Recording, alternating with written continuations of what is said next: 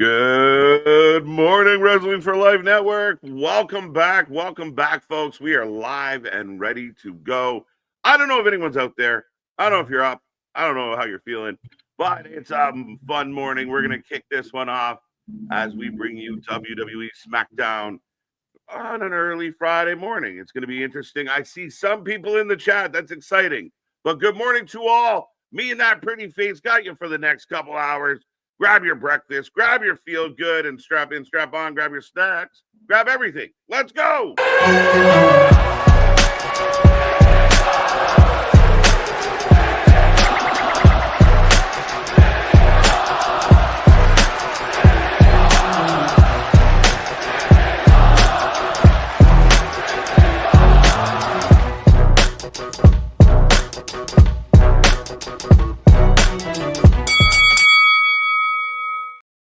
Ding, ding, ding. We are live and back at it again, folks. We were just here last night with a little more content.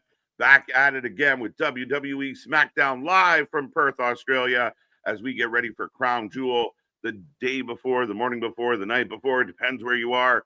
But we're going to have a fun one either way. It's a feel-good Friday. The weekend is upon us. I hope everyone out there is happy, healthy, and safe. And we are ready to go. If you don't know who we are, you don't remember who we are, you might have forgot who we are. I'm Mr. Vanette KJ White, the Iron Man of YouTube, and that is Big Nick. Ladies and gentlemen, boys and girls, children of all ages, the Wrestling for Life Network proudly brings you its tag stream champions of the world, the Every Night Delight KJ White. I am Big Nick, and yes, it might be early in the morning, but we got a stacked Friday Night Smackdown, sir. Yes, we do. We got lots to talk about, lots to get into, lots of intrigue with this card. I mean, being the Friday before, we've talked about it. They've kind of made these Friday night shows a little bit pre-showish, and we get a couple good matches in there. We might get a title change. So I'm pretty excited overall for what's happening at Crown Jewel. I hope they deliver. And today should be a lot of fun. I mean, especially this match right here. I'm really looking forward to Malachi Black and Damian Priest. I like what they've done with these two guys. They kind of fit the similar mold. Let them have at it. Is this going to be the end of the feud, the blow off? Because it is a last man standing match, which fits into like what you were saying of it being kind of that pre-showy vibe. I know, granted, for us on the East Coast and even earlier for those on the West Coast, it's early in the morning, but over there it's 8 o'clock at night. Right. So they're going to have these big blow off matches. Do you think that this ends the feud? I think it should. I mean, depending on what their story says, but I mean, once you get to last man standing, I quit, coffin, those are generally blow off matches. Not unless you're John Moxley or Darby Allin. Exactly what I threw up in the air for you. But I mean, that's the thing. Like when you have a match of that magnitude, the only way this storyline continues is if you up it. And where do you go from last man standing, right? So this shall be interesting. I really hope Malachi comes out with the win and he like kind of climbs the ladder a bit. He's a great guy to go after someone like Sammy. So I'm interested in this match in a lot of ways. Do we finally see Sasuke Nakamura? He's been lurking. He's been rumored. He's been lurking. These are two dark characters that he already has kind of a history with. I agree with you. I want to see Malachi win this, and that's not just because I'm a Damian Priest hater. I think he's fallen back a step a little bit. But Malachi, Alistair, I keep calling him his AW name. I think kind of needs the win a bit more. Damian's still a former world champ. Yeah. Alistair had the great match last week with Sammy. He kind of deserves the rub. I don't disagree with that at all, but I do see this chat filling up. You brave souls that are here on a Friday morning. So hope everyone, if you have work, drive safe, be careful. Hope the day goes well. If you don't have work, thank you, for making us part of your chill time. But yeah, we got lots coming your way. Don't forget, we do have tomorrow. We're here at 7 a.m. So a half an hour earlier than today. It is currently like 7:45, 7:36. 7:36 in Perth, Australia. So PM. We're on the AM. But yeah, I mean, we got what else we got here tonight, Nick? We got a tag title match too, as well. Yeah, more title matches on a wrestling show. I like it. Now, if they could actually follow through with some title changes or anything like that, or we get a creative angle out of this, because there has been the there's something coming here. creative shakeup and everything. We kind of talked about it briefly last night, of that they've now allegedly, they've pretty much overhauled the entire creative staff, except for Road Dogg. Maybe I wonder if he's still the issue, but they've now got a whole creative team in place. Do we start to see some more title changes, some creative storylines? SmackDown kind of pick it up a bit. Yeah, it has to. I mean, again, there's this lull that has been left by Roman. Like, I feel like SmackDown was so good for so long, but so much of their success really did hinge on like what was going on with the bloodline. Yeah. Right. They go to Netflix. Roman, they want the big dog on the big show. So Roman gets moved over to Netflix, and SmackDown just hasn't hit hard. Now, we've had shows that were great or good, or something crazy happened. You're Not My Tribal Chief was on a Friday, but again, still kind of tied into the bloodline. Right. So I'm hoping something comes out of this. They've been building the troubles with the Street Profits here. I kind of like what the Wyatt Six are doing. I think Nikki Cross deserves some love. Like, can we put her in a match? Can we let her? Yeah. When's the last time she wrestled? I can't recall it. She might have almost been a superhero last time she wrestled. Very true. Very true. Do you see to where, and it's funny because I was going to bring up how the MFT was kind of the last little tinge that carried over that bloodline on SmackDown and made it kind of rise in the game. Yeah. But I was just going to say, they gave them a good reset, though, or they're trying to. They're trying to. I don't know if it's working. But do you think that we get, say, Dawkins turns on 4, doesn't exactly have to join the Wyatt Six, but we get the breakup of the Street Profits? Yeah, I think if they're unsuccessful here, they've played a little bit of hot potato. Like, Profits had the belts twice in the last few months. I don't know what the long-term plan is, but if the Wyatts lose here, you might be kind of stopping them, like, before they even, like, you kind of got to keep them rolling a little bit. Especially during spooky season. Yeah, I mean, even if you look in the graphic, like, Ford looks a little different in the graphic now. Ford could turn on Dawkins. A lot of us have been watching Dawkins and where his mindset is. I think if they're unsuccessful here, we're watching the beginning of the end. We've been pushing for it. Put Ford with Bianca, make them both heels. You could do that, but it'd be, well, when's Bianca going to come back? I don't know. I also kind of don't want, like, I want the Profits to split, but I almost want it to be like this amicable, like, we could always get back together again thing. Maybe it ain't working for me, dog. Right. Yeah, I mean, but that's not they're clearly not going to go that way. This is clearly going to be, because we've already seen it to where, like, Dawkins is holding Ford back and everything. They've teased the dissension, the tension throughout all of this. Right. What else we got here? Oh, yeah, tag match. So you finally get to see Kiana James wrestle. Every time she wrestles, you take a pause for the cause. Right. Let's go. So Kiana, and Julia are going to team up, take on Tiffy and Steph. Yeah, I mean, I get what we're doing here, so I don't expect a whole lot. It's kind of cool, though. I mean, again, when we talk about a show having a lot of titles on it, Stephanie and Julia are going to be involved in this one. Well, do you think that Julia needs to actually start defending this title? The title hasn't been defended in God knows how long. Yeah, I mean, they have to do a better job with the mid card. Sammy's new stuff now with the Open Challenge, great. The IC title, I think, is kind of cooled off a little. Well, it's Dom and Rusev just had their match and everything. Yeah, I think it's doing better. Dom's made it better than the US. The US title had been. Sammy, I like what he's doing. The women's US title, we don't see Julia enough. Like, she's this world-renowned wrestler that they signed. We're excited. Takes NXT by storm. You give her the US title. I get it. It's a marathon, not a sprint. I just wonder sometimes if they're too, especially nowadays. I'm not saying go full steam ahead and give us everything all the time, but maybe you're going a little too slow, Road Doggy. Yeah. Bow wow wow, yippee-o, yippee-yay. Well, it's interesting because remember when Stephanie and Julia were both kind of going up in NXT like this, and now Stephanie's still there. Well, it feels like Julia's kind of just flatlined, like plateaued. Should she be one with the Kabuki Warriors instead of an Io Sky? That would have been very interesting, and I would have loved to kind of set up that angle. We kind of had some teases of it, but like if you were telling me we were going to get Julia and Asuka on a show, let's fucking go. So yeah, I mean, I think that could have been something. I don't mind her going to SmackDown and becoming U.S. champion. We'll see what happens with this Kiana James angle if it works. As you know, I'm a big fan of a fellow KJ, but I don't know, man. I mean, she just put her in matches. We got But lots of she's been TV time. perpetually stuck with Mission and BFAB. She's That's been part of the stuck in problem. that little triangle. Yeah, that's part of the problem, right? And no offense to Mission or BFAB, but nobody cares. I want more for Mia Yim, but goddamn, like if she never gets a win, why isn't Chelsea Green back going after her title or anything like that? Is it because it's heel and heel? Yeah, probably at this point. And I want Chelsea Green to have the world title. I think Chelsea Green is a woman that I think has earned and deserves to be the champion and lead this division. She, to me, is phenomenal. She gets it. She gets it. She digs in.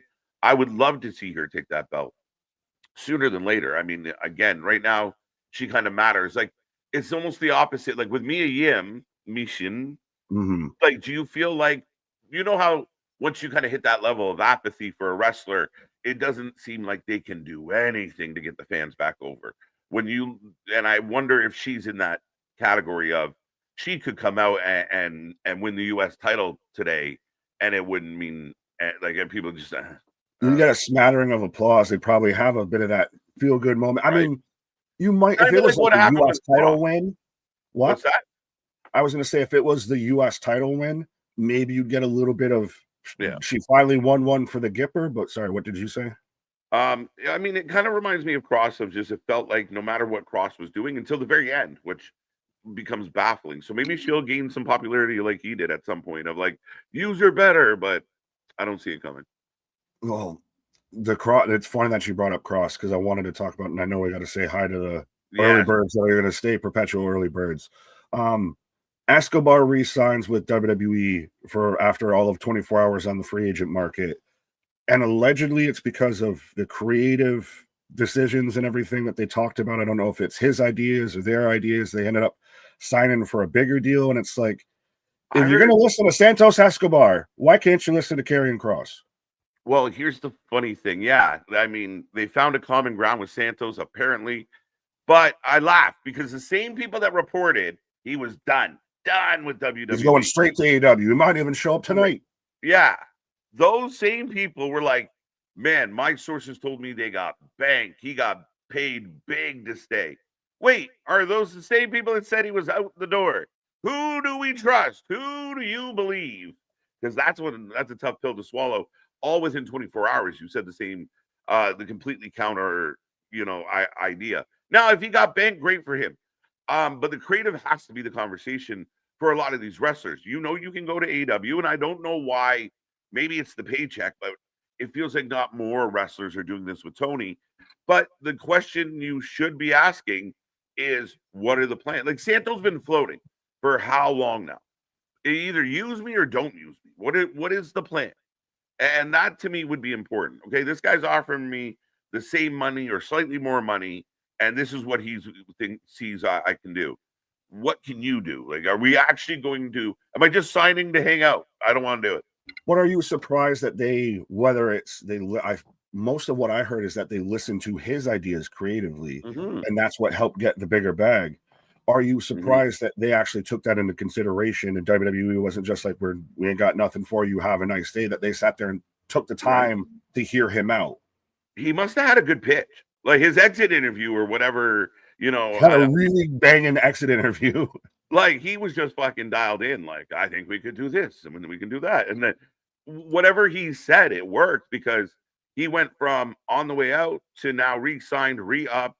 What the WWE is like when they kind of cash somebody's check, they want to start booking them to kind of justify it. So I expect to see some Santos.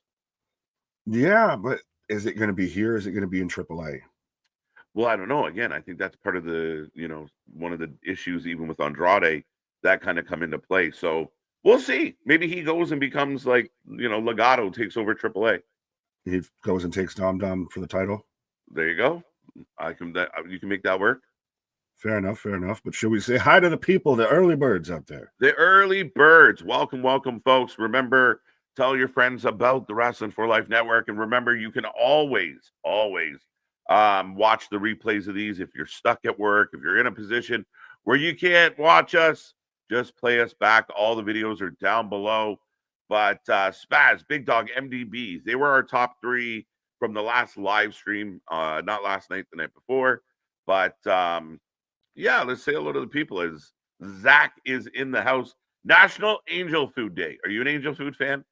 Angel food cake? I don't mind it. I don't mind it.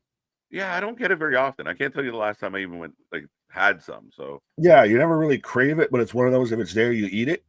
Okay. Like the vanilla wafer of cake. Right.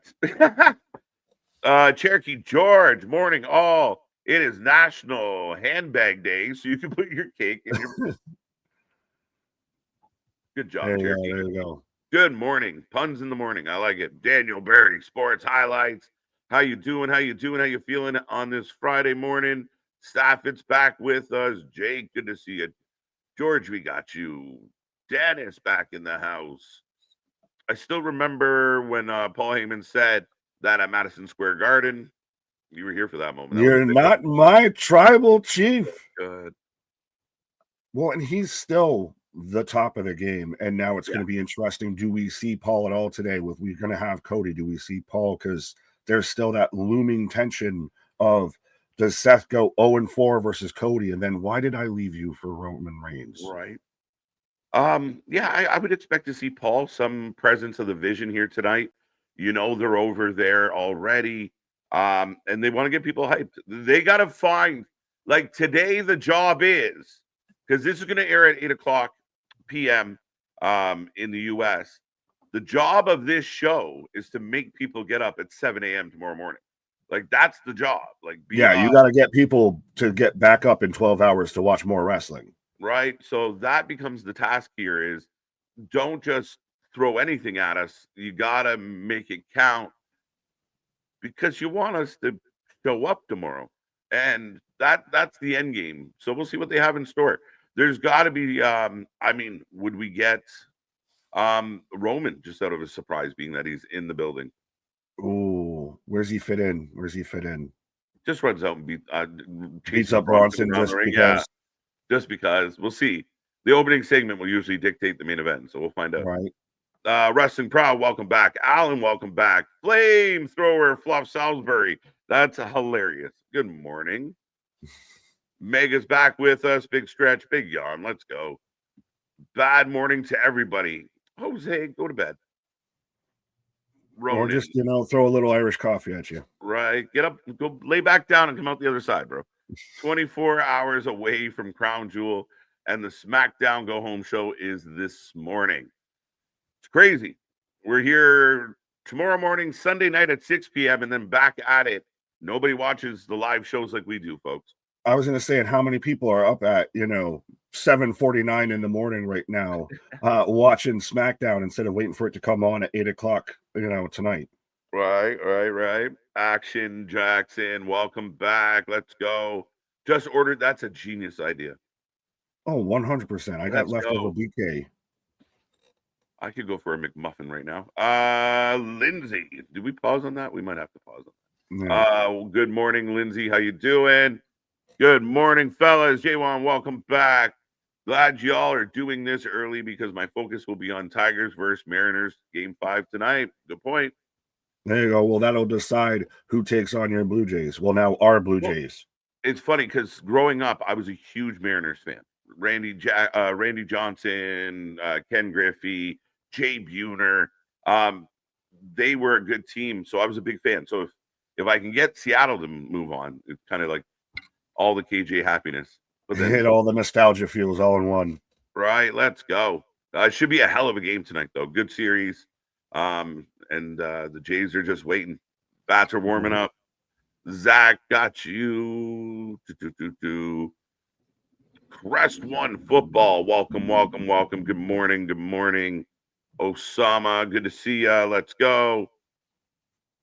Robert's in the house. Spaz. There we go. $5 super chat. $10 super chat. I don't know why people freaking this is later than I'd be going to work. If I was going to work on this day that I'm not going to work. CJ and BFG previews are up now on the Tube, Spotify, Rumble, Amazon. There you go. There you go. Yeah. Well, and yeah, shout out of this is normally I'd already be, halfway through my workday almost out here. Yeah, I would be rolling into my workday just about at this moment. Wow. So, but yeah, enough. But it's a feel good Friday out here, folks. We're starting brunch with the boys mania out here. This is wake and hot takes instead of wake and bakes. Wake and hot takes. I like it. Thank you again, as always, Spaz. Jason, good to see you. Welcome back. 7 a.m. is 6 a.m. DST. Yeah, I mean, the West Coast out there. Is anybody on the West Coast? Bueller. Well, I think Mega's out there from the West Coast of Canada, so he might be up super early. Yeah. 5 o'clock somewhere. Yeah. Go Mariners. I like it. Robert's back with us. I hope we get Cena on SmackDown. I don't know that we are. No, he already had his last SmackDown. He's only got so many dates left. We can't be burning him out on go homes. Right. And we already, for those who still think that this is early, we already had the kickoff show for Crown Jewel 2 as well, to where they had AJ out there confirming that he's retiring in 2026. You had all of that. So even before we went live, they already had their kickoff show, because that's the thing, is it's 5 a.m. here, it's 5 p.m. there. Yeah, absolutely. They're pumped. They're ready to go. As we are about 6 minutes away from the start of the show. Jordan, welcome back. Jason, in case I missed you, what was this one? And the champions that are challenging for the women's crown jewel title set aside their differences at Stephanie Victoria and Tiffany. Yeah, tale as old as wrestling time. We'll put the two combatants in the match together to create some animosity. And I think maybe this is an example for me where, we could be a little more creative. We're going back to like Fridays and this creative team. We all know what the plan is. Like, and again, sometimes that's fine, but there's other ways to kind of get where we're going, but it is. Well, they've already tried doing the whole where Stephanie comes out after the match and they stare down. This is always just filed under the how will they coexist. And this is what we were talking about last night with the previews and predictions. This match feels a little bit of like, well, we're just doing it to do it, of it's champion versus champion. It doesn't feel as important, especially as Cody or Seth. Yeah, I would agree with that. And I feel like I have an apprehension when I see a Tiffany versus somebody match. I'm always worried that the match isn't going to be great. Like, it's going to be a little clunky, a little sloppy. And I don't even know if that's on Tiff or just the combination of that's been a new thing I think that's formed with Tiffany, because I'm the same way, and I'm but before you didn't feel that way when she was on the come up and when she was winning the championship. You thought she was going to have a good match. You maybe started to worry around her versus Charlotte. Yeah, and again, I think it's a tough thing to get that title and keep going with that momentum. So it's a lot of times we say it's easier to win the belt than to keep the belt. So. Yeah, I mean, I think Stephanie Tiffany, once upon a time, we'd be like, fuck this, great booking. Can't wait to see what happens. But even in this match, I'm like, ooh, I hope it's okay. It almost feels like I'd have more faith in it if it was like an NXT Women's World Title match. Yeah, fair enough, right? Well, it's not even a knock on Steph, it's more a knock on Tiff. Right. Oh, I mean, either way, it makes a lot of sense. But, again, I mean, we both agreed. What was that? The remix. We both agreed that this has to be Steph's moment. I think you give it to her. You continue to build the hype. You need to build superstars. Like, you need new people coming in that are big, that are a global attraction, not just another good wrestler. You need superstars, and Steph's one of them. Well, and we've got a superstar out there over on Twitch, as we've also got Twitch popping off as well. 14 Broart. I almost wanted to say Borat, but we've also got Small Mark, Taco Mark out there on Twitch. So again, folks, we do have the Twitch out there as well. We're trying to hit 8K on the YouTube. We're trying to hit at least 200 out there on the Twitch as well. So let's keep this party rolling. That's right. Yeah, we're actually 121 on Twitch, which again we haven't given a whole lot of love to. We're still learning the Twitch. Yeah, we just kind of let it be, but it's growing. We want to keep it. Be a friend, tell a friend. Let's see how high we can get that number as well. Right. Good question from Robert here, real quick. With AJ retiring, who retires him? Oh, that's a tough one. Seth? Do you let Shinsuke retire him? Actually, no, because now that's old dude versus old. Like, it'd be like if AJ retired Cena and then Shinsuke retires AJ. Who's going to be the next guy to step up? That's an elder statesman and retire Shinsuke. Right. They retire together. That's 40s to 50s. That's late 40s versus late 40s. Right. You just, we both retire. It's our final match together. Could be. Who's the other option? It's Finn Balor. Oh, that would be he's the one that retires Shinsuke. There you go. The latter is complete. Let's go. Right. No, I like it. That would be a hell of a way to do it, actually, of him versus AJ, or Finn versus AJ. That's a fantastic idea. Yeah. I mean, it's not bad at all. So, and there's some storytelling to be told there. Yeah, it's a good question. And anyone out there got an idea? Who's a young guy that could use going over AJ? Yeah, that's a valid point too. I mean, well, because the rumor for John is Gunther, so a younger guy getting the rub of going over Cena. Right. It's gonna be so weird if Gunther just, hey, I'm here. We'll see how it goes. Now, there's a lot of possibilities. We'll get into that a little bit later. Right. But Robert, I'd like to see Roman retire him or Damian Priest. Priest would be more of, I think, suitable because he could use from it. Roman, it's just another notch on the belt. Yeah, no, 100%.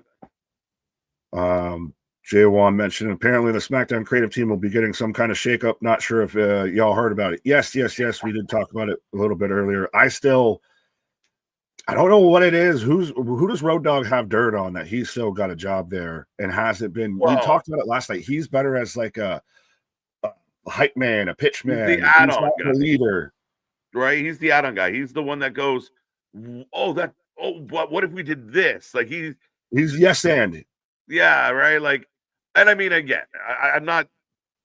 I don't know the strengths or weaknesses overall of Road Dogg. We all know that him and Triple H are thick as thieves, have been for a long time. And again, we talk about it. At the end of the day, we want good booking, and at the end of the day, we evaluate what we see across the board the same way. As when this was cooking, it was cooking. We have our big moments, but now we got to see some change. Triple H wants to flex that creative overall kind of dominance. You got to put it in the ring. You got to make it work. You got to make it make sense. Especially when they're now getting like the worst ratings that they've had in 4 years. Yeah, and I mean, is it complacency? Like I'm kind of like, part of me feels like they're so far ahead of everybody else. And I know they fuck with AEW, but I almost feel like they're just doing it to do it. But they're so far ahead. Like it's like, the building's full, people are paying crazy money for the tickets. Do we really, really have to make sure the show is incredible every time? Have they flown too close to the sun there, Icarus? Maybe. But we do have Ben.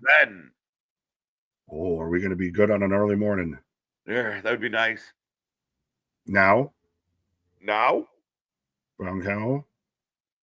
As we are syncing up, I'm waiting for the forever. As I got it right there. Forever. Let's go. Forever takes forever and then last 2 seconds. Like it's yeah.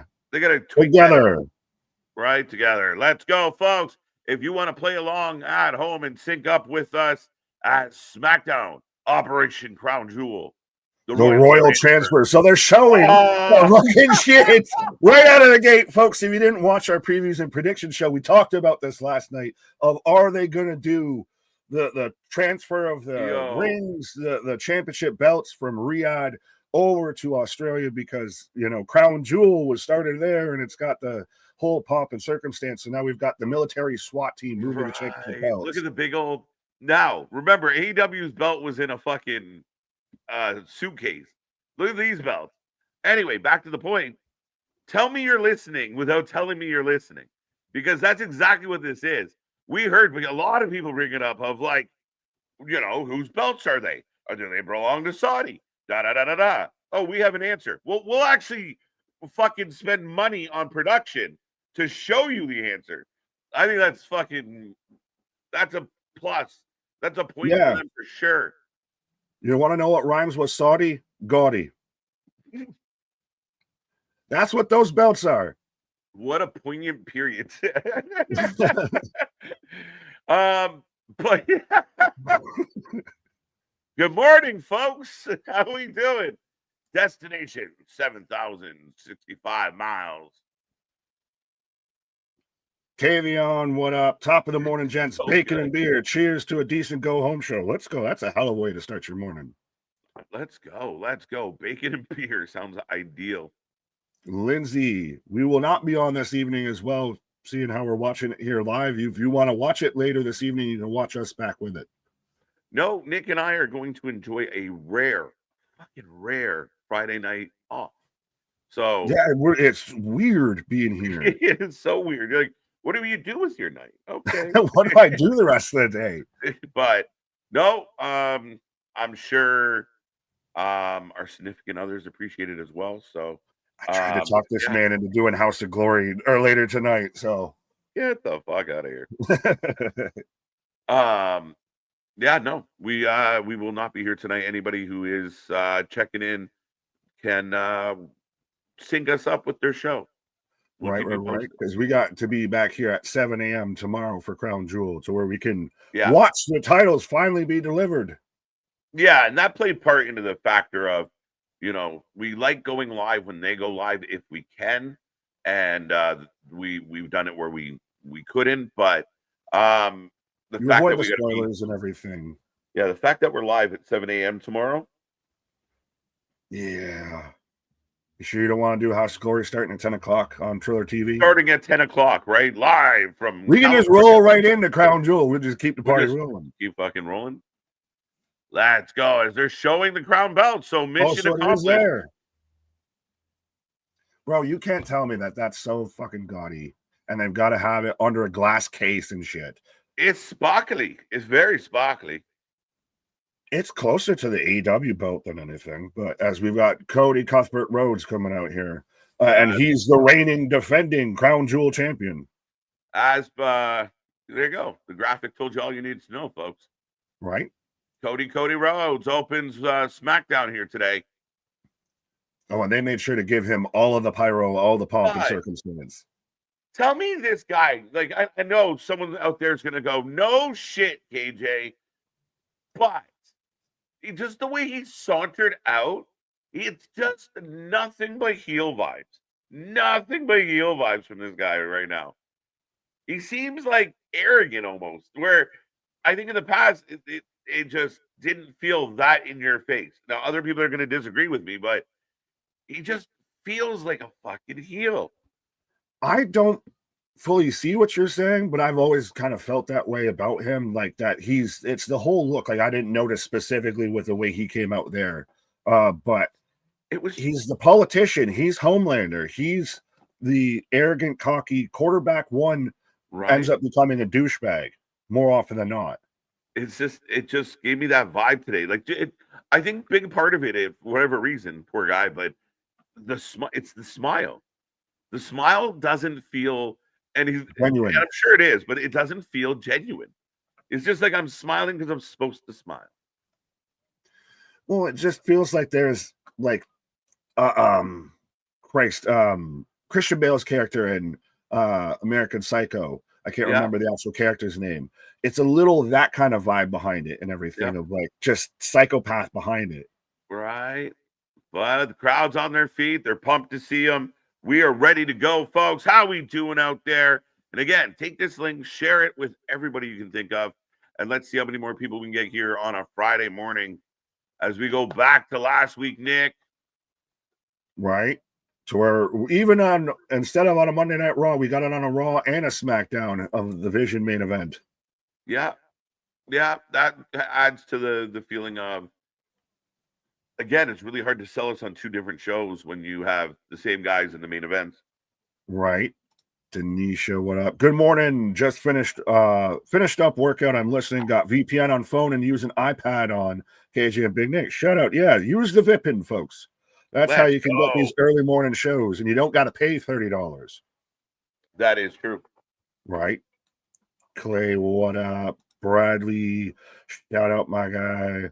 Right. I be usually quoting one of your ex posts from one of you. Shout out.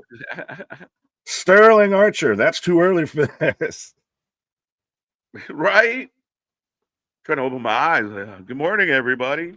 Well, it's hard too when you're doing the vitamins this early in the morning too, as well. Extra sleepy look. You mean like my gummy, my Flintstone vitamins I take every morning? Exactly. What do you mean? What are you implying? I'm implying that it's a plant, and if you just so happen to set it on fire. Quiet, Nick. Spaz with a $7 super chat.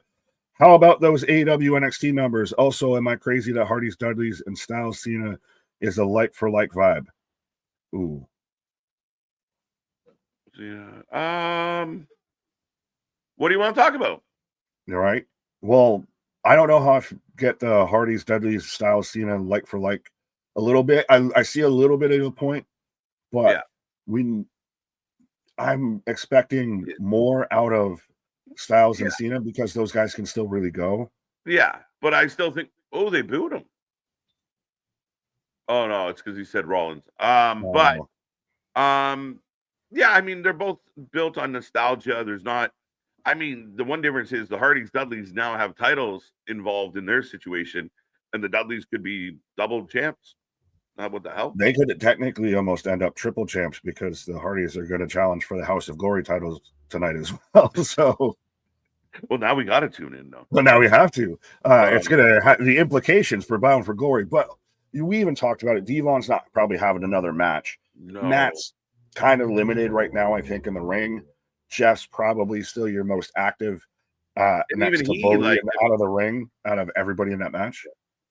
No, I mean, even Jeff nowadays, and you can understand why, like, it looks like he's made of Velcro and he's stuck to the ring mat at times trying to get up after some of the moves. But they're smart enough and they're old-timey vet enough that they can kind of work. And we watched the last bunch of Hardy matches, and they've been perfectly fine. Right. Like, we were not sitting there going, oh, this match is terrible, da-da-da. They work it smart. And they hit those greatest hits, right? The leg drop, the whisper in the wind, Swanton. Yeah, we're gonna get that shit. Yeah, well, the twist of fate's now just become like even more like of a just lazy bump than it was before. And now the Cody, sorry, real quick, just Cody being uber baby face, and we get Cody chance. They're not fully on tune with the Cody Rhodes, Cody. They're kind of in between it. Right. How many people are in Perth tonight? Now they got it. But yeah, that's a really good question. I don't know the attendance numbers, and maybe we can talk about another company's attendance numbers that have been called into question during a commercial. But listen, we'll wait for a commercial. My God. Dude, I'm at my wit's end with certain people out there. It's like, I just want to how can we help you? Help me to help you. Help me to help you. Kiwan, top of the morning. I don't even wake up this early for work. Well, that shows you the dedication to that wrestling out there. Right.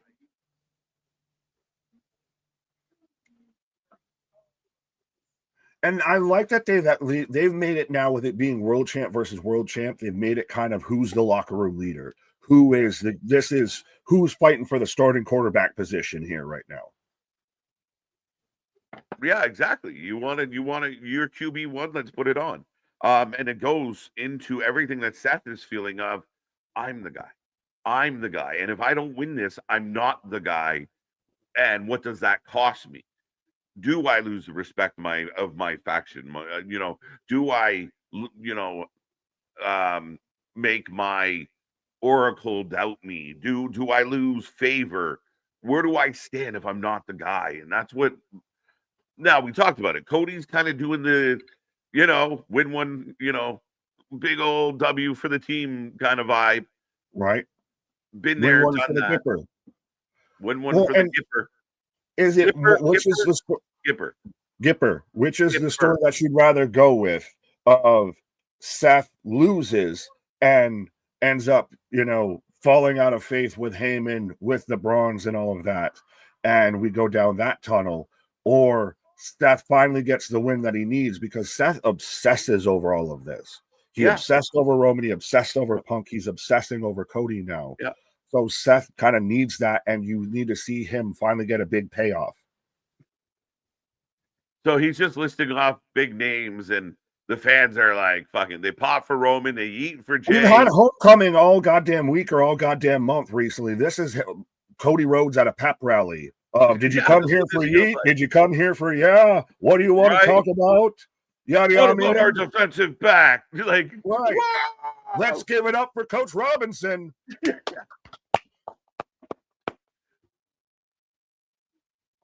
And again, not a bad promo, just very, like you said, like the raw kind of vibe to it. I'll give him credit. The crowd's doing pretty heavily every time that he mentions Seth. Right? Yeah, they're not happy. What's a Gipper? I like the cut of your jib. Good morning, Wrestler for Life and chat. Weird to say good morning. Hope, yeah. Good afternoon, good evening, and good night. What are they chanting now? I don't know. It sounds like "Thank you, Grandpa," but I know that can't be right. Yeah, well, almost for half a second, it sounded like AJ Styles. Michael Cole, can you tell me what they're saying? Well, by the way, they fucked up because they have a main event hood on the announce desk. Oh, you're right. No, yeah, they do. Yeah, it's the SmackDown announce desk. So we're going to get confirmation from Wade Barrett what they're saying.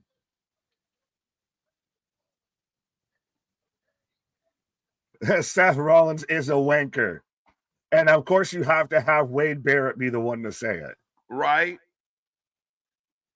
Yeah, Cody throws the mic to oh, nice snatch. Hey, he caught it. He caught it. Still doesn't beat the Roman catch, though. No, that was still the funniest ever.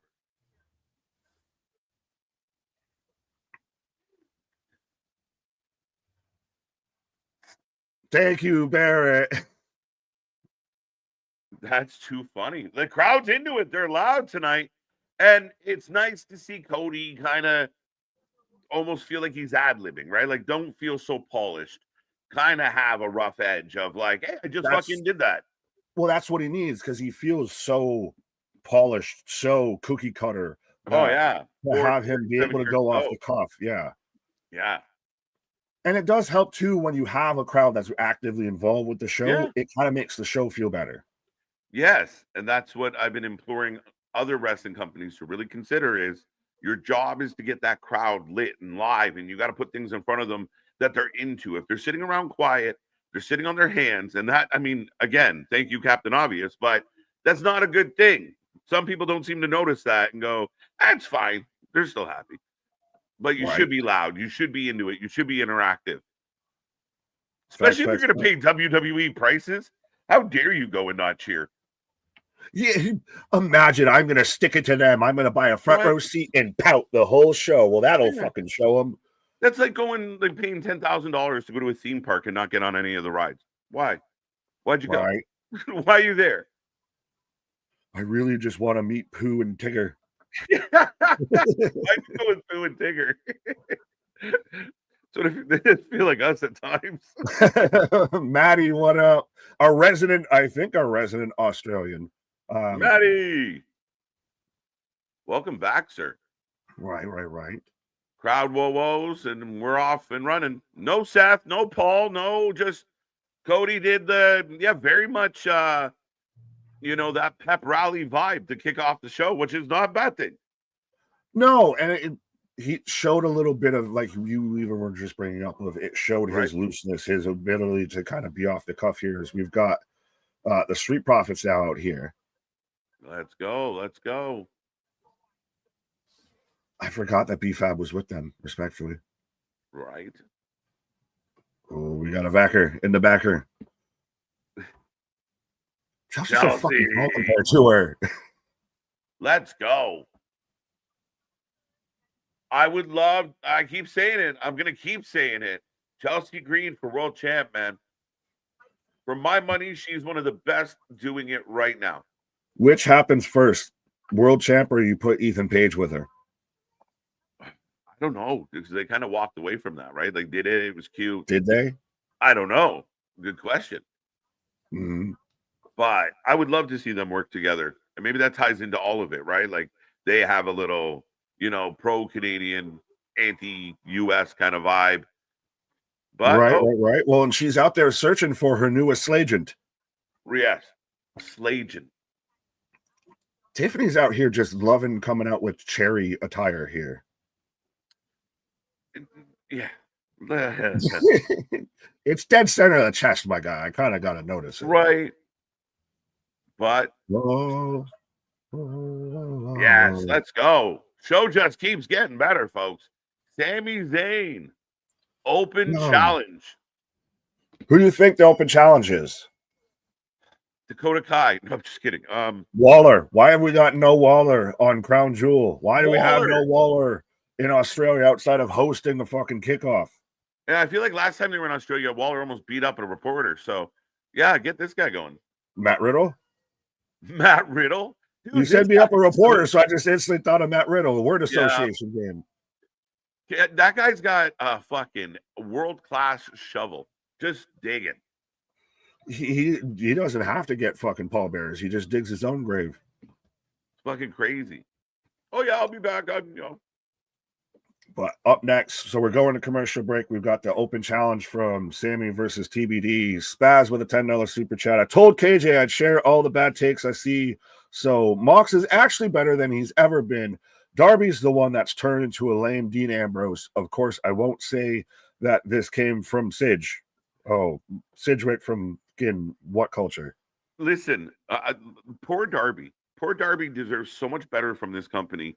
But he is a bit of a one-note guy. And, dude, what is Mick Foley? Like, what is Mankind without Mick Foley behind him?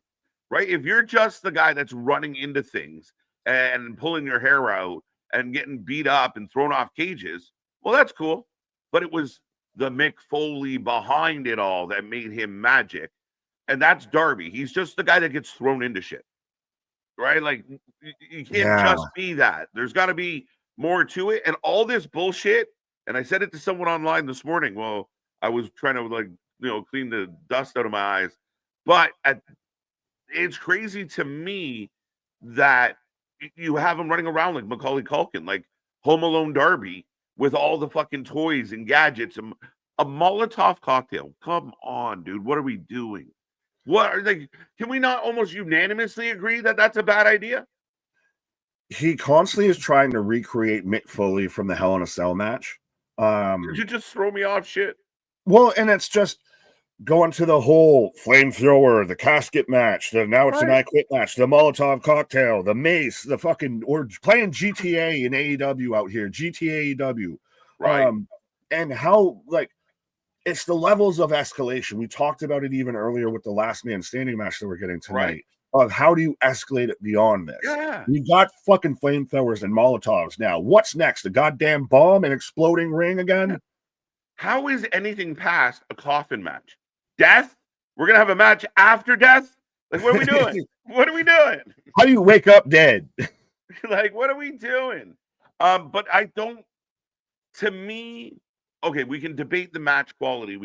There's some people that just think like, oh, Dynamite this week was an A. Sorry, folks, you can't have an A with Moxley and Ishii killing us with boredom. You can't do it. You can't do it. But I get it. Fine, you liked it. Fine, but at the end of the day, my God, like if you're tuning in and getting jazzed that there's tasers and Molotov cocktails and flamethrowers, we're not looking for the same thing in our wrestling content. And to me, it makes the casual fan not tune in. This is just stupid. You're losing. Right. So the guy puts a plastic bag over his head. They make him swallow fucking poison and shit like that. Well, the other guy's got a flamethrower and a Molotov cocktail. Yeah. And this is where the best wrestle? What? But you know what the worst part of all that is we're back with Cody, who's clearly going to bump into somebody. Jacob Fatu. Let's fucking go. Let's fucking go. Hey, I done said he needs to get some, world title love, and this is a way to get him into that picture. He's already got the feud with Drew. Yeah. Ooh, everybody. I like that they're emphasizing an emphasis on people looking at the belt of saying, yeah, that could be mine. Oh, Nick Aldis. I was gonna say, is it just me or is the show kind of quiet? It is a little quiet. I was gonna say, I have my computer. Oh, Drew! Oh shit! Yeah, Drew McIntyre. It's gonna be a good match.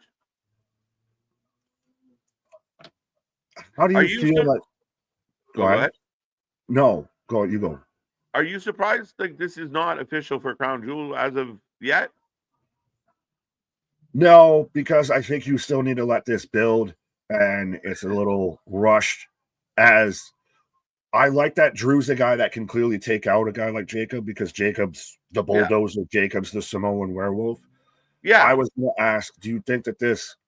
How do you feel this fits for Drew? Because Drew was just coming off a world title feud, the feud with Punk. Like, is this a slide back for Drew? Not really, because you kind of got to keep everyone in that kind of mix, right? Like, yeah, I don't feel like it's a slide back. It's just Jacob's moving into that upper group. And if it's good, like at the end of the day, if Drew's known as that guy that, if he helps make Jacob look even bigger.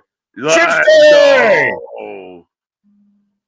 Let's go. And the old music and everything, and I fucking pop for it. Da, da, da. Sorry, I'll get back to the Drew point in a minute here, but I love me some fucking Shinsuke Nakamura.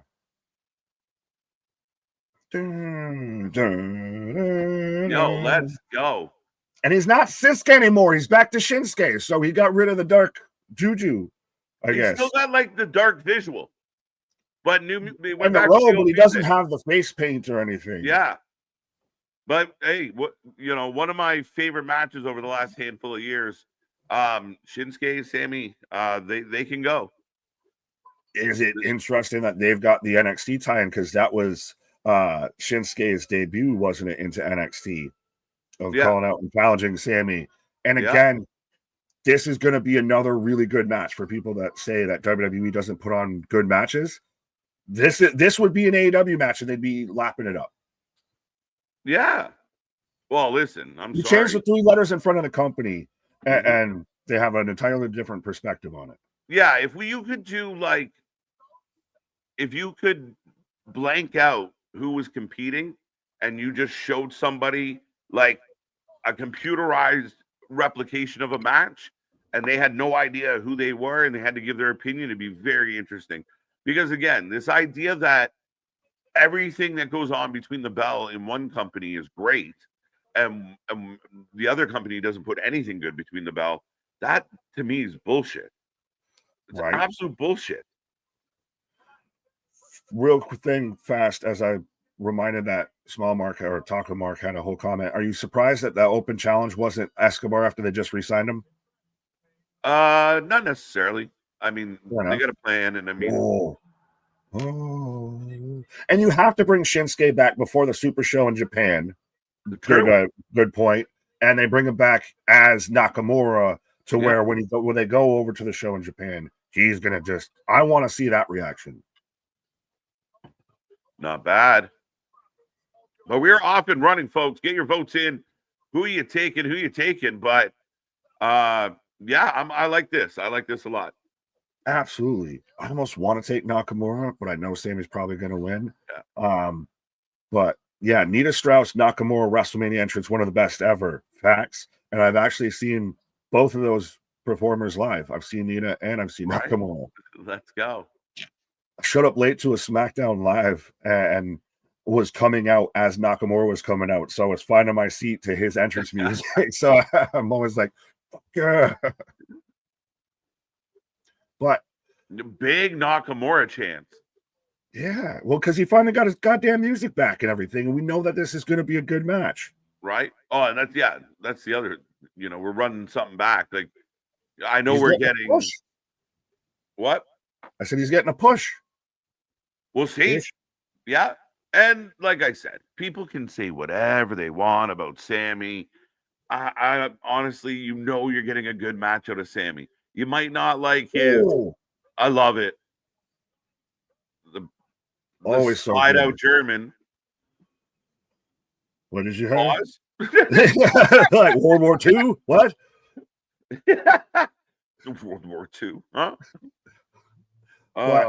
As we go to, some go to commercial. If you're watching it this early, you don't go to commercial, which is great. Right. What I was going to finish with the Drew point before Nakamura was coming out is Drew becoming a gatekeeper? No, because he's still a viable threat. So he might be holding the door a little bit, but I think to me, if you're a true kind of gatekeeper, you're not really, you end up being like a Dolph where you're not really ever. Is he slipping on that slope?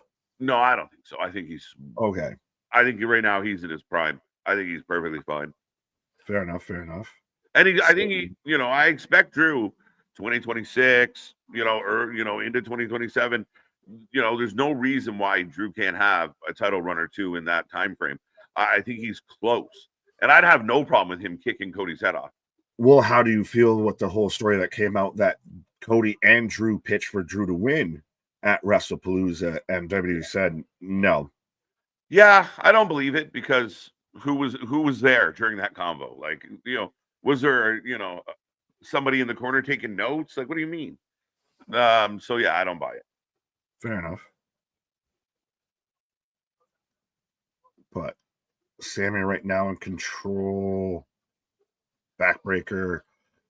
I guess it's weird because we know that no one watching right now is in a commercial, but people, if you're watching this later on, are going to be in a commercial with this. So this is what happened. About it. I said I'd bring it up in a commercial, so now a better time as ever, I guess, real quick, of Whole Outs, Texas ticket sales number, highly in question, highly debatable, and I don't know if I really care.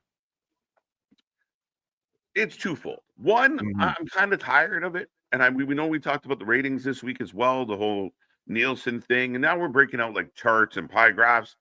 I'm not that invested in that part of wrestling. I really not. I do feel the need to point out to people, we never talked about the ratings until certain companies started bragging about them. It was not really a question. So you kind of reap what you sow, because when they were good and you're selling out buildings and your ratings are doing great and you're bragging, awesome. But now that it's flipped, you don't want to have the convo anymore. That's not exactly fair. The goal is to get back to the point where you can brag again. But the argument's still relevant. I'm tired of it, but it's relevant. Right. Oh, big suplexes were back in the action. But you also can't keep just making up imaginary numbers and implying to them that the fantasy has to fall away at some point. You can't just block out a low Tuesday rating because of you had competition and because they didn't count in vintage Nakamura. Oh, now when Nakamura does his kicks, does it look actually serious and threatening? But when Speedball does it, it kind of looks like Hong Kong Fooey. Yeah, Shinsuke snapped them in. but you can't sit there and have these fantasy max numbers or get all butthurt when, you know, the state of Texas says, hey, this is what we're giving you because this is what you actually did versus what you said you did. Right. These are the same people that crucify WWE if they lie about attendance numbers.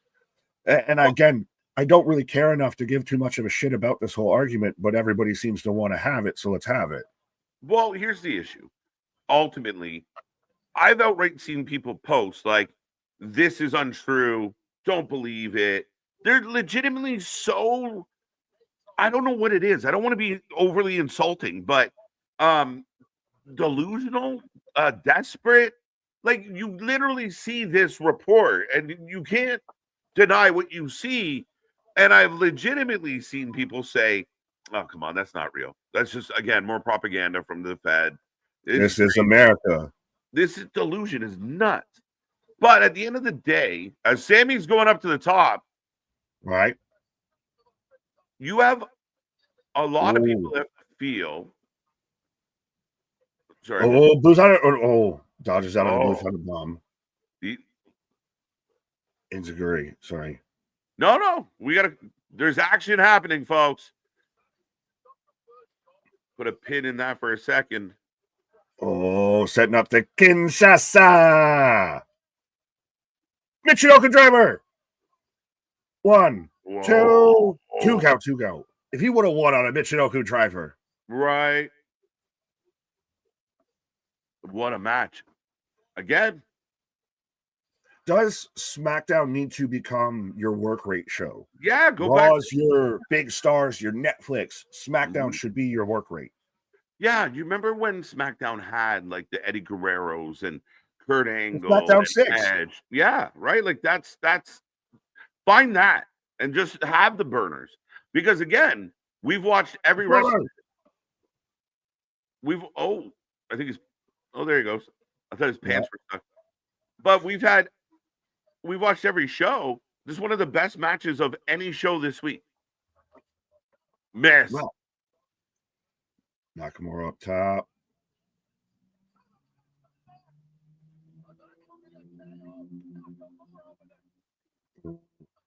Two count. Oh, those.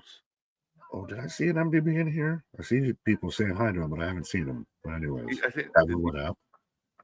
Knee pad sleep in, eh?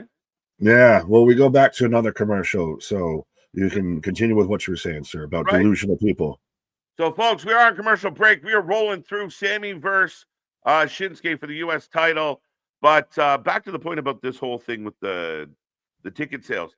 A lot of people have this perception and belief the big bad corporate TKO / WWE, they're just, the corporate publicly traded monster. All they care about is money, But with them being publicly traded, there's a level of transparency they have to uphold.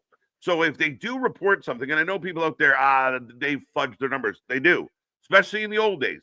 But nowadays, it's so much harder to kind of bend that. Now they find creative ways, like we invite entire fucking, leagues of people to help make this work. But then the other company who's always kind of perceived as the little victim, and we talked about it with HBO Max. We talked about it with the All Out number. We talked about it with a lot of things where there's these amazing claims with no backup. This private company, they won't tell us who's benefiting from the who owns it, what the numbers are. Yeah, they fought to have that concealed. Why? You have this company where people talk about pointing the finger at the other, the big bad corporation. This company is becoming infamous for NDAs. They literally tried to have NDA worked into public record. Like, Texas, don't tell nobody that this went down. That's crazy shit. That they're trying to suppress shit. That is, I mean, again, you tell me that guys like BJ Bethel aren't going out there and putting out these fake reports. And when Tony gets asked, he doesn't deny it. He goes, I might have heard something like that. Yeah. Well, that's what they're saying. Like this non-committal, no proof to anything. And again, there's literally asshole accounts that get up and dedicate their fucking, a part of their week to posting fake viewer numbers.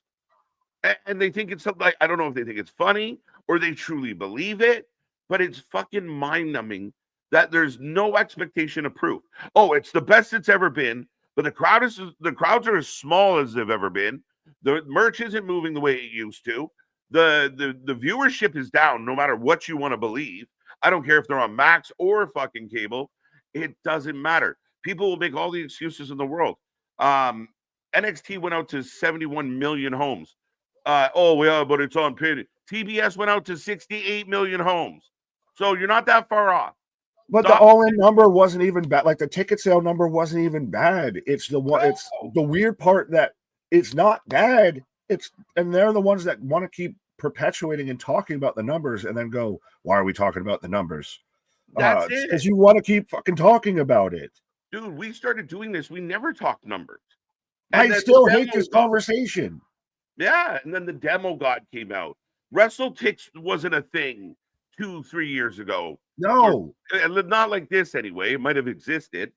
Brandon Thurston, I didn't know that name until this became such a goddamn discussion. Right? No, I've seen fans out there say, I don't care what the ratings are. I enjoyed the show, or I didn't enjoy the show regardless.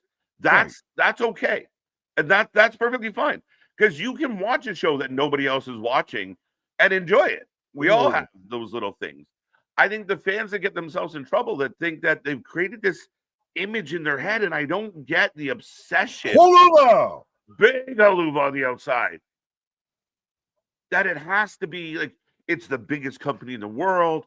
Every match is amazing. There's nothing wrong. This is so incredible. And we're killing it. People just don't know. It's an insane, weird, parasitic. Why you lying? Yeah, why you always lie? It's so delusional. And like I said, parasitic. Like, why do you need this show to be successful? Oh, no. He's two count. Foot on a rope. Foot on the rope. The kid shot saw. This is a hell of a match. And I know we're talking bullshit. Yeah. Oh, it's one way to keep our eyes open. Just to get the anger rising. Right. Hi, kids. Dad's on TV is a sign I saw. Oh. Look, the crowd is loud. Again. And listen, what the fuck was that? There was like an axe kick off the knee down, and then he dropped his heel on the back of his head. It looked weird, but it was an axe. They shot it poorly. Oh, who's grabbing Shinsuke? Tama Tonga with the face paint. Holy shit. But why would anybody, he go after Shinsuke? Anybody that watches New Japan knows exactly. Nobody realer than Gorillas instantly recognize that face paint. That's Tama Tonga. Let's go. Hey, that's cool, man. To like, yeah. Let's go. And we're gonna get actual God. Let's go. Gorillas. This is my Tama Tonga. MFT coming down. This is a nice little package. Ain't nobody realer than Gorillas. Wait. Okay. I was playing 1 little, 2 little, 3 little Samoans. Yeah, Jeff Cotwell, and they've all got the God kind of face paint on. It would have been cool if it was just Tama Tonga, but then we got all of MFT. Tama's back. Does Jeff Cobb look like just Uncle Howdy from Temu? So mean. With the face paint, like right. Let God do the face paint. Let the brothers do the face paint. Jeff, you don't need to do that. But what we talked about the last couple weeks, they took Solo off TV and they just did the pre-tapes. Now they got merch. They got face paint. They feel different. Like, I think this reset could be good. And they're beating the shit out of Troy Islands. Still one of the best moves. Oh. And they're stomping out everybody. They're taking over. They're stomping out Shinsuke. They're laying out Sammy. And I like the fact they made Tama Like Thomas' return feel important.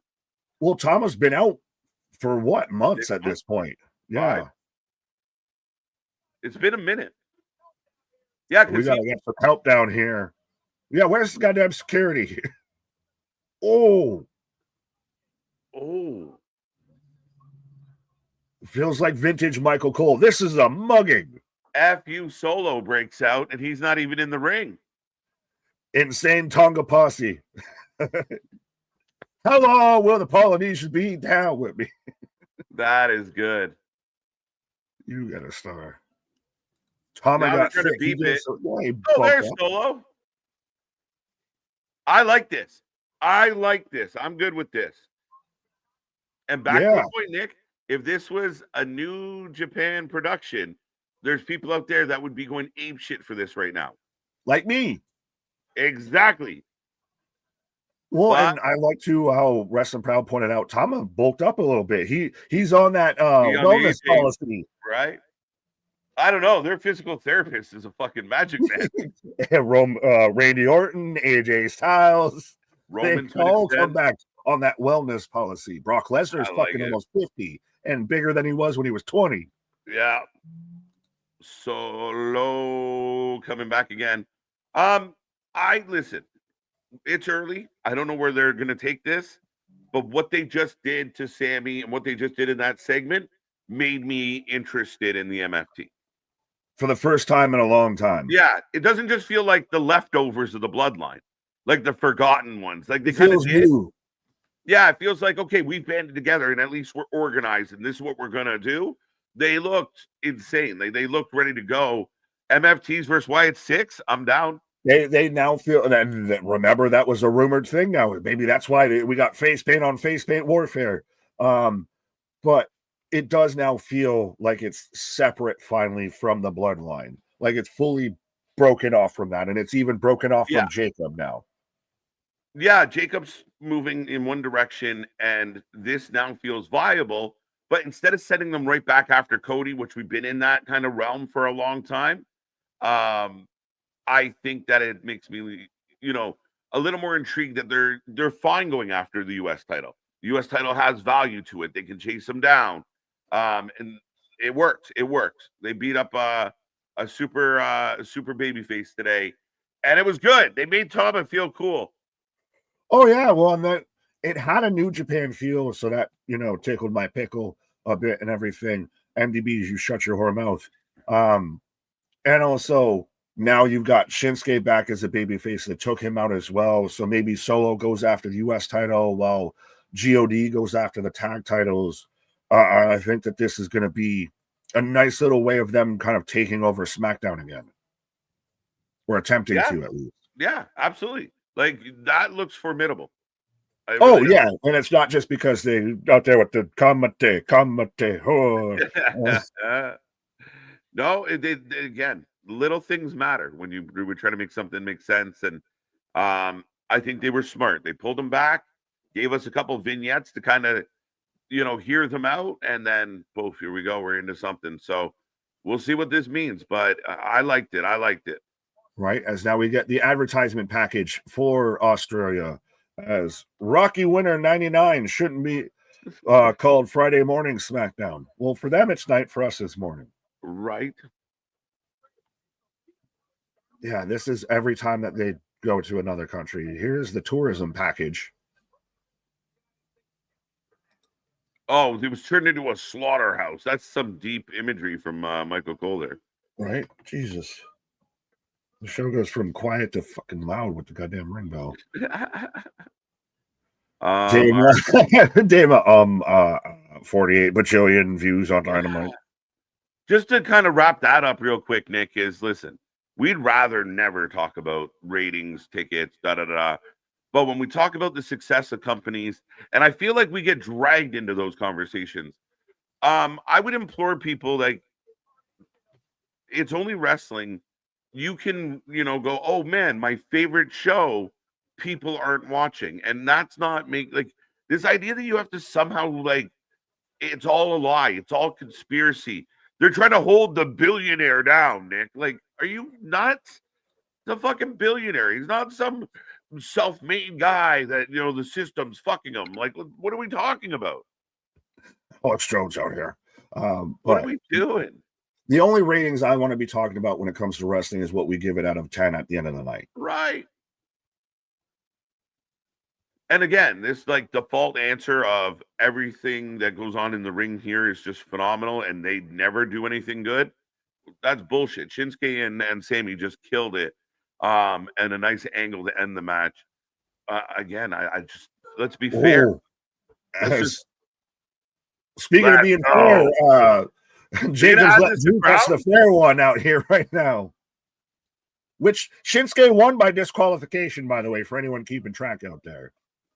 There you go. That is true. Right, but we're having to hold these men apart here after Aldis was talking to McIntyre, and now Jacob ran up and pretty much told him, you got to run the fair. Come on with it. Is Jacob becoming catchphrases, though? Nobody has some really good ones. As here comes Stephanie McIntyre. Oh, are you about to take a pause again? It's just timing, man. I can't even make this up. It's a running gimmick. It's just so funny. It was preordained. It was set in stone. There can only be one KJ on screen at a time. Right. All right. Stephanie's coming. I'm going. There you go. As KJ is taking a pause for the causes, we're getting the women's tag match coming up next. We're getting Stephanie Vacour and Tiffany taking on Julia and Kiana James. So let me know, folks, who you got for this match. Who you got?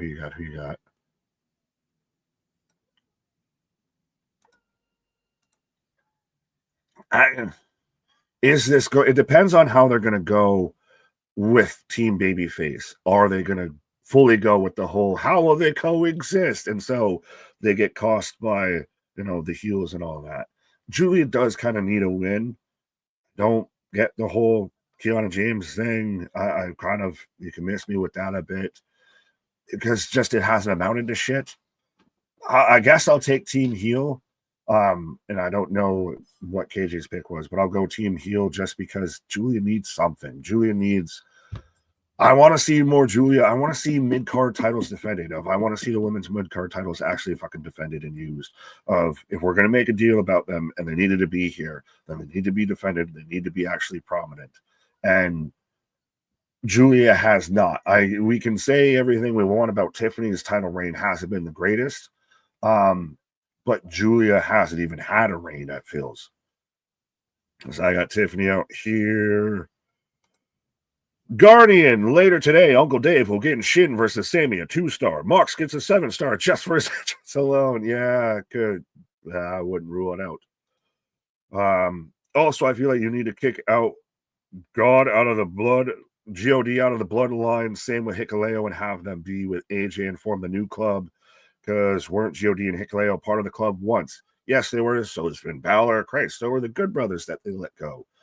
There's a whole, you could go so far with any sort of Bullet Club connection on everything at this point. The Bullet Club definitely at one point became the NWO, and I still think it kind of might be that vibe of it. Got really hot, kind of exploded, and now it's still trying to rise from the ashes. So you could do that, but I like the MFT. I like that pairing and the way that they did all of that. They've done the slow burn, the little one-off reintroductions, coming in behind Solo at the table and everything like that. And then now to have Tama Tonga back and they're out there with the war paint. I dig it. As Julia and Kiana come out here, and it doesn't even to me make sense why Kiana's with Julia outside of just what she's her manager. It just looks like fucking Barbie doll playset bullshit.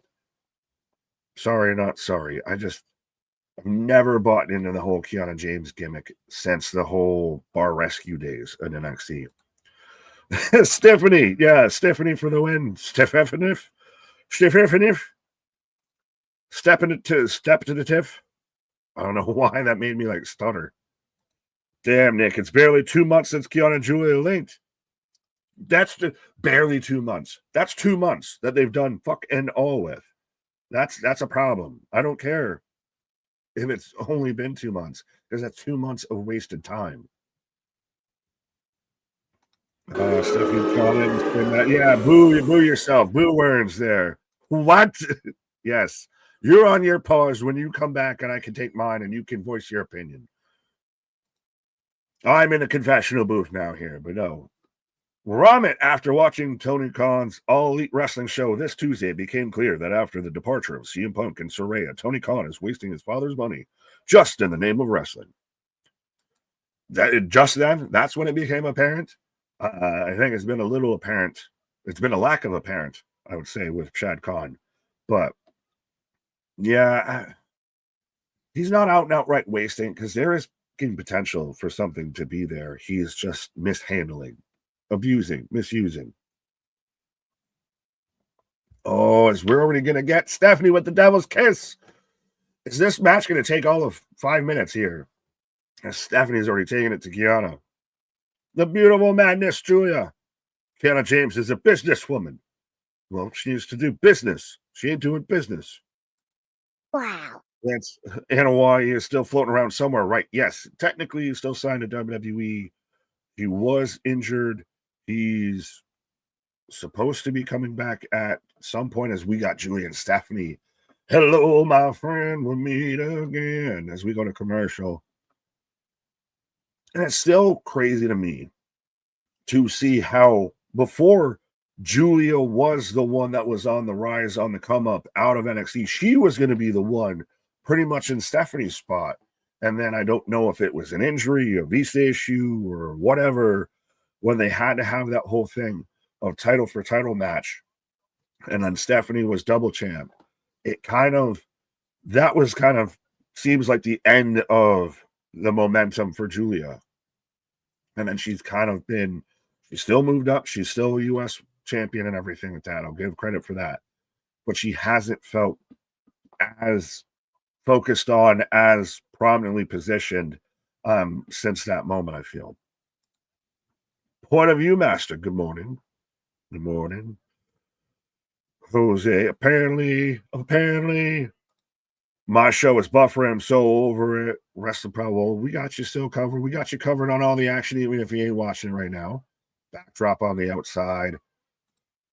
A lot of bounce on that Devil's Kiss today. Goodness gracious. Well, they did the whole compilation and everybody was crashing out about it. But now you're going to have Julia's whole main offense be during a commercial break when you're watching this at 8 o'clock at night.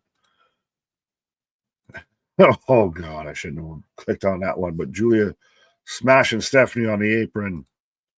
Team on Eddie B-Day. Yeah, shout out. Happy, and having birthday to Eddie Guerrero out here.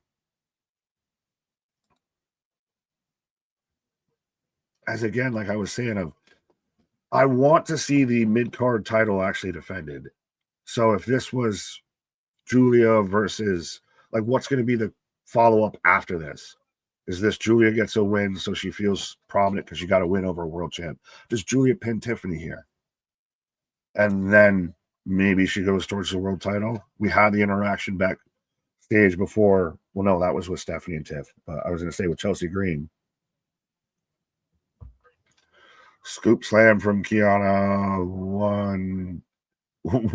Barely a 1 count. Kevin, one up. Julia has the same U.S. title reign Ambrose has. Oh, that's not a good comparable. Well, it's a good comparable. It's not one that you want to be associated with, I'd say. Yeah, we should be back in the action for if you're watching the replay in the U.S. Yeah. Someone then explained to me what it is with Kiana James. Is she just the Anna Jay of WWE at this point? And I even say Anna Jay's to me is more talented in the ring, as we get the backhand spring into a spear in the corner. But is she just one of those, you want to look at her, so that's what works? Because, it's Fallon for me. Oh, missile drop kick from Julia. I think Chelsea interferes with Julia to get her belt back. I would love if Chelsea Green went back to after the U.S. title just because it would bring some sort of prominence again. The women's U.S. title has not mattered, has not felt important since Chelsea Green dropped it, honestly. This is real going around on social media that Dr. Britt Baker is about to leave All Elite Wrestling and Tony Khan is picking up big wrestler from another company. I think you're a day late on your news cycle there because, well, Britt Baker's pretty much been all but sitting on the sidelines and we're waiting for her to end up leaving Enziguri. And that was probably everybody thinking that Escobar was going to, Tiffany's tagged in, was going to go to AEW. Turns out that wasn't the case. I'm still, if we have money on the salary cap, why did we sign Escobar and not Karrion Kross? Even if Scarlett's going to be there, she's part of the package. Why did we do one instead of the other? Back handspring elbow. Ooh, Tiffany, pop-up spine buster. 1, 2 count. Is this what you do? You keep Tiffany to kind of a little few spots. She comes in, has the super athletic moments. If the baby faces are going to win, does she get the win here? Because she's going to lose on the go home. Oh, goes for the Alabama. Oh, they got a roll through up. My guy, high nine, Wi-Fi. My Explain Kiana to me. What is I don't get the hang up with Kiana, who's done little to, because she's done little to nothing. That's the hang up. Literally, ever since she got hurt, you're like, she can't write. Like, she's a really talented wrestler. They drafted her and then she got injured. I can't be mad at her for getting injured. Her talent didn't disappear because she got injured. I can't be overworld about her when she's done little to nothing. But she just got here. Like, it's been less than a couple months that they put Julia and her together. Julia's had, I think, 3 wins since Kiana joined her. I mean, again, I mean, Kiana's talented, and they see it. I see it. I don't get like people don't come into the company with like an already established like. It's the same thing like with Dark State. Like, before they even got out of the gate, you were like, nope.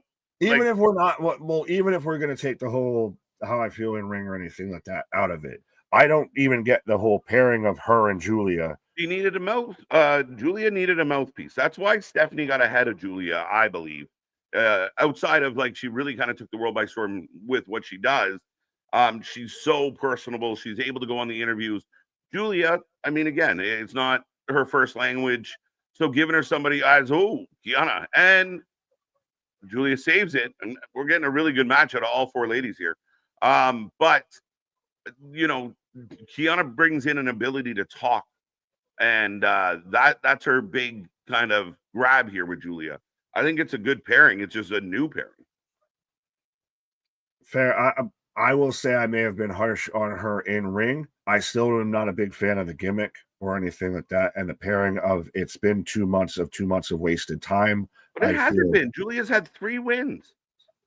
Kiana took the only okay, so she's had 3 wins. Does she feel any more important with those 3 wins? But she's got to start somewhere. She just got the belt, bro. She got the belt 2 months ago. And she's nowhere further than what she was when she started. They're in Australia. She's in a match right now. Like, Papa Musso. And Kiana there to eat the pin for Julia. And Tiff looks strong because she's going to lose tomorrow. Well, that's another part that I brought up with everything with Tiffany that we've talked about of will she, won't she, all of that. How good is she? It seemed like they kind of kept Tiffany to you come in, have a few athletic spots, you tag back out, you come back in, you get the, prettiest moonsault, get the win. Yeah, KJ defending KJ. I should have known I was an uphill battle out here. Right.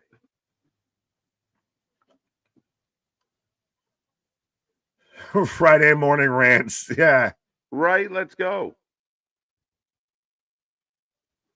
I do agree with you that it was probably the language barrier. And I also think it was either the visa issue or the injury before they had that title for title match that really kind of knocked Julia down a peg. Yeah, and it helped pole vault Steph in a big way, and Steph's gotten over. So as both women standing face to face, Looking at the belt. MDB's got a good point. Juliet is in a match with both women's champions. What are you talking about, Nikki? But she hasn't defended the title. Where the fuck? It doesn't matter anymore. As we've got. So speaking of things that don't matter anymore, it's that topic because we've got Zarya and Soruk out here. Getting lots of airtime. Shalexa.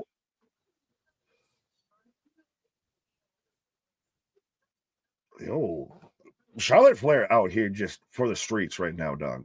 And are you surprised that this isn't on Crown Jewel? If we get, Zarya out there in her native land? Mm-hmm.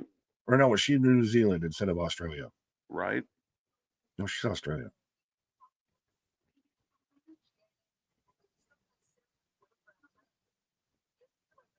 You don't think that we're winning yet? Alexa's so small compared to everyone else here.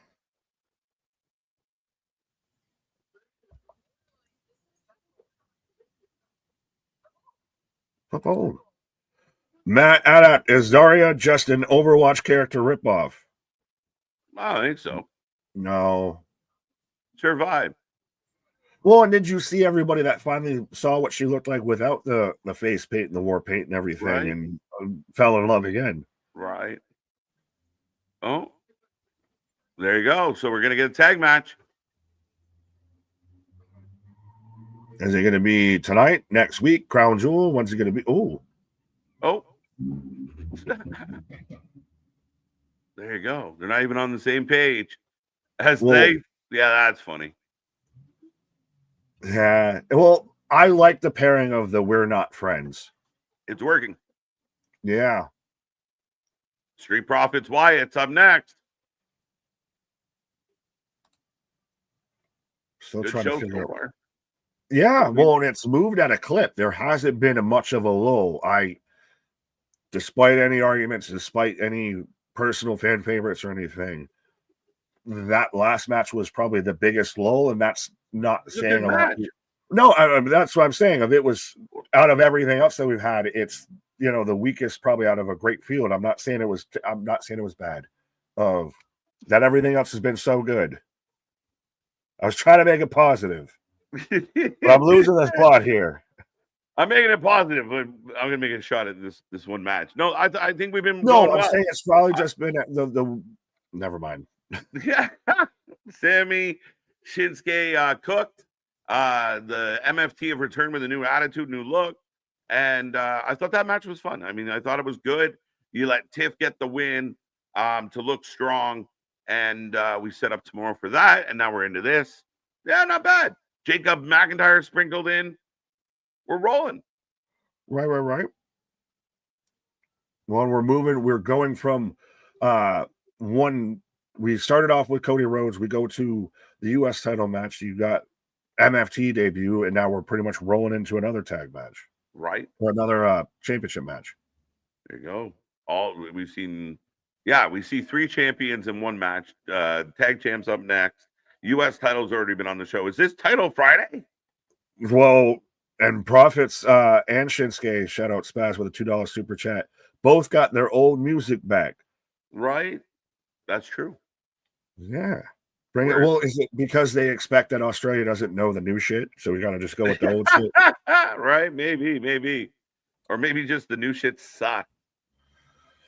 Well, I'm going to go investigate that, but I'll be back here, sir. Right. All right. Nick, going for a pause for the cause. We are on commercial break and we are rolling. I will take a moment to remind everybody we are here tomorrow morning, 7 a.m. for Crown Jewel. Join us. Be there. Grab your cereal. Grab your snacks. And we're going to have a fun day. We are grinding through this morning again, 9:05 a.m. Eastern time for those out in the West, even earlier. But so far, so good. A good show, a good go-home show, good energy. Yeah, not much to complain about. Profits and Shin both have old music. Thank you again for the super chat, Spaz. But we got lots going on. We are here for Crown Jewel. Also, Sunday, we are here for TNA Bound for Glory. That's right, folks. We watch more live wrestling than anybody else out there. It's not just a gimmick. We live it. But yeah, tomorrow morning, we're here live, Sunday night, we're here, 6 p.m. This show's going to be good. 9 matches that we know of so far, including the Battle Royal. It's going to be a lot. It's going to be good.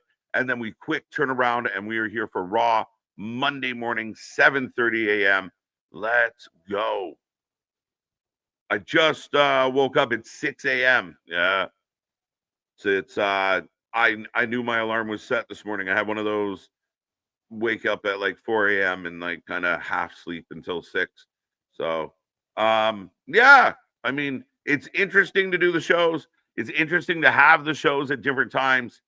It's a new world. And again, I think one thing we're adjusting to is being a part very much of a global market opposed to just a North American market. Go get your merch. We got lots going on over at the merch store. Still working on updates for it. But we should be back to the action in a moment right there on cue. Tag title up next. I will put a poll up as I still have the old poll, and 75% of you were correct.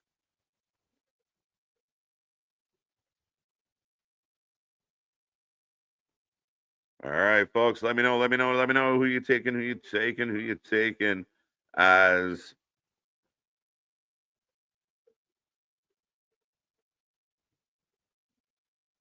there you go. Get your votes in. My brain wakes me up at 5 a.m. every morning. Yeah, no, I wouldn't say every morning. The wrestling crowd, it happens. You get on that clock, it's hard to get off sometimes. Point of view, master. Got that one. Good morning to you. Yes. So both Shinsuke and Street Profits had their old music tonight. So that's interesting. Profits for the win. Is that because of the music? Where's Randy? I don't know. I think Randy's lurking.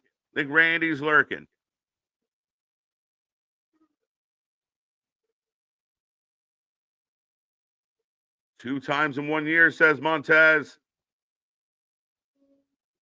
And here come the Wyatts. Bear! Hey, yo, I completely forgot this was on. What I miss? Anything decent? Not bad. Shinsuke took on Sammy, got the U.S. title.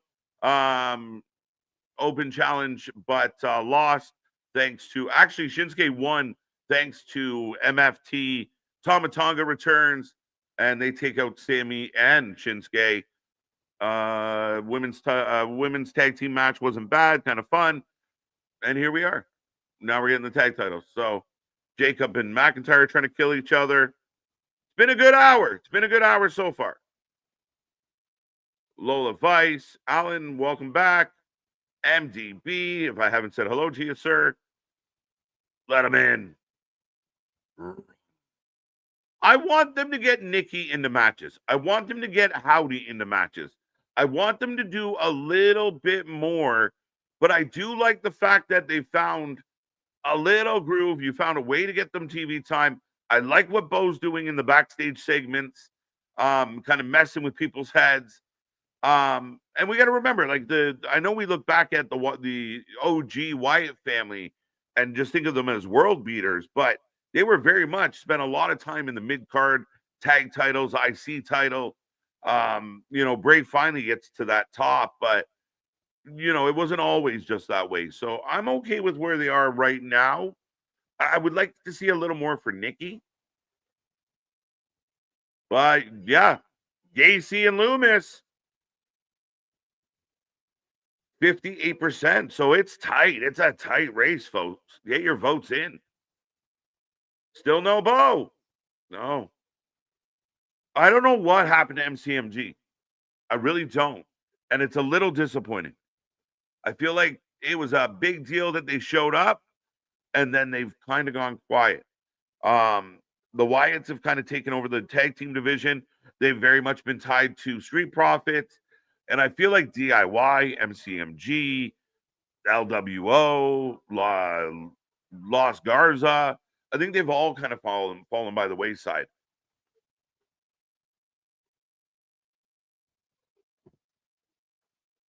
Weird. Yeah, right? It is a kind of a tricky thing about the current situation. I really wonder when the TV rights expire, this current TV rights deal, what will the landscape of media rights look like for the next contract? And how will that go down? And will they move all their programming off of cable, off of off of places like USA and move everything into streaming, move everything into Netflix? I'm curious. We've exchanged personalities. Let's go. Why it's a Freaky Friday. Why it's using a Midnight Express rule. The Freebirds. Bang. Nobo Dallas again. Now, I did think, Richard, that there might have been some report of Bo being injured. I could be wrong. Just make the SmackDown titles intergender or do a storyline with intergender title match angle. Maybe. I mean, might be a bridge too far, especially for the WWE. Big clothesline off the atomic drop. I haven't called too many atomic drops lately. Big elbow. Nice pace. Like how the Wyatts look here, guys. No, and I mean, there's no reason for Nikki not to be involved. Like, we just talked about Julia. Like, having someone like Nikki go after her might be interesting. You have options. Y'all think Nikki Cross's husband wants her to do? Is it too early for that? Come on now. But do you think she braids his body hair? Ship MCMG to Raw potentially, but Raw's tag team divisions has been real quiet, real stale. So maybe MCMG helps, right? Maybe. But Dexter all over Dawkins at the moment. The Wyatt's house at HHN was actually really good. Yeah. So I saw that you went, and it looks really fucking cool. It really does, Jose. So I'm sure that was a fucking awesome experience. Noise. The Wyatt's thing is okay, not as good as Bray, but wouldn't have thought that it was. That's what it was. They were trying to do. Yeah, I mean, again, I think they've managed to kind of tie it into Bray without being a tribute act to Bray. But the OG is always kind of the numero uno, right? I just think it would be really hard, and there's got to be a big something to kind of put them in that upper tier. I kind of like. I don't mind where they're at because they're being used.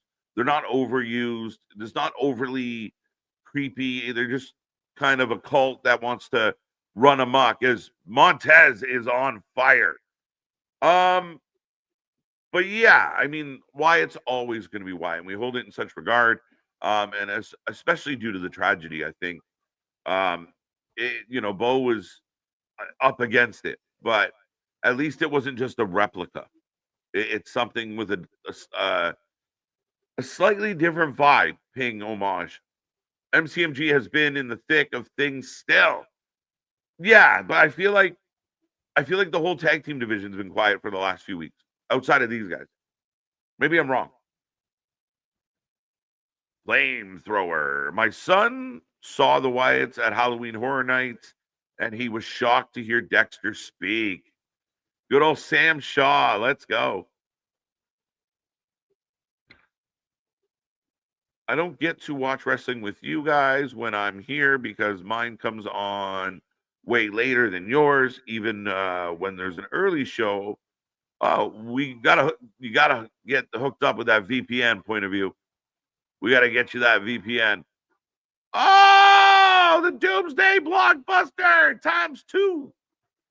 Double Doomsday Blockbuster. And again, I challenge people out there. You tell me that this company doesn't put on good matches. You tell me the other company only puts on burners. Tell me that this tag match isn't solid, isn't strong. And go back to Wednesday and go offer me a match that you feel outdid this match, is outdoing this match, or outdid the Sammy match. Oh, Nikki on Fab. Redbeard running. Oh, Montez down on Redbeard. Ooh, collapsed him. Gacy going for the finish that I hate.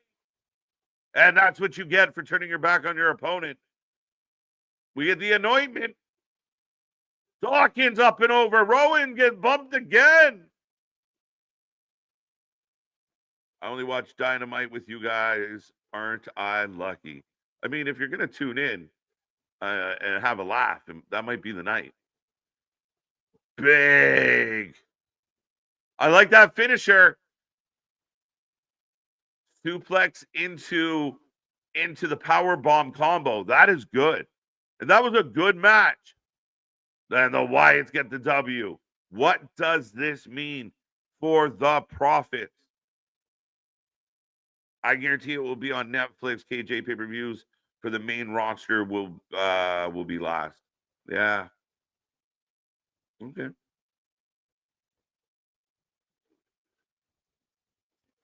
I may not be first, but I'm never last. What? When's Nikki gonna wrestle? Speaking of Nikki. Yeah. Oh, Nikki, you so fine. You so fine. You blow my mind. Hey, have a match. Right. I would love to see wrestle B-Fab. She just got thrown into the goddamn steps by B-Fab. Right. Oh, look. Oh, MFT. Let's go. That's a great visual. That is an absolute great visual. I said it earlier. We're going to get Spooky Face Paint versus Spooky Face Paint. The holy shit. The crowd, holy.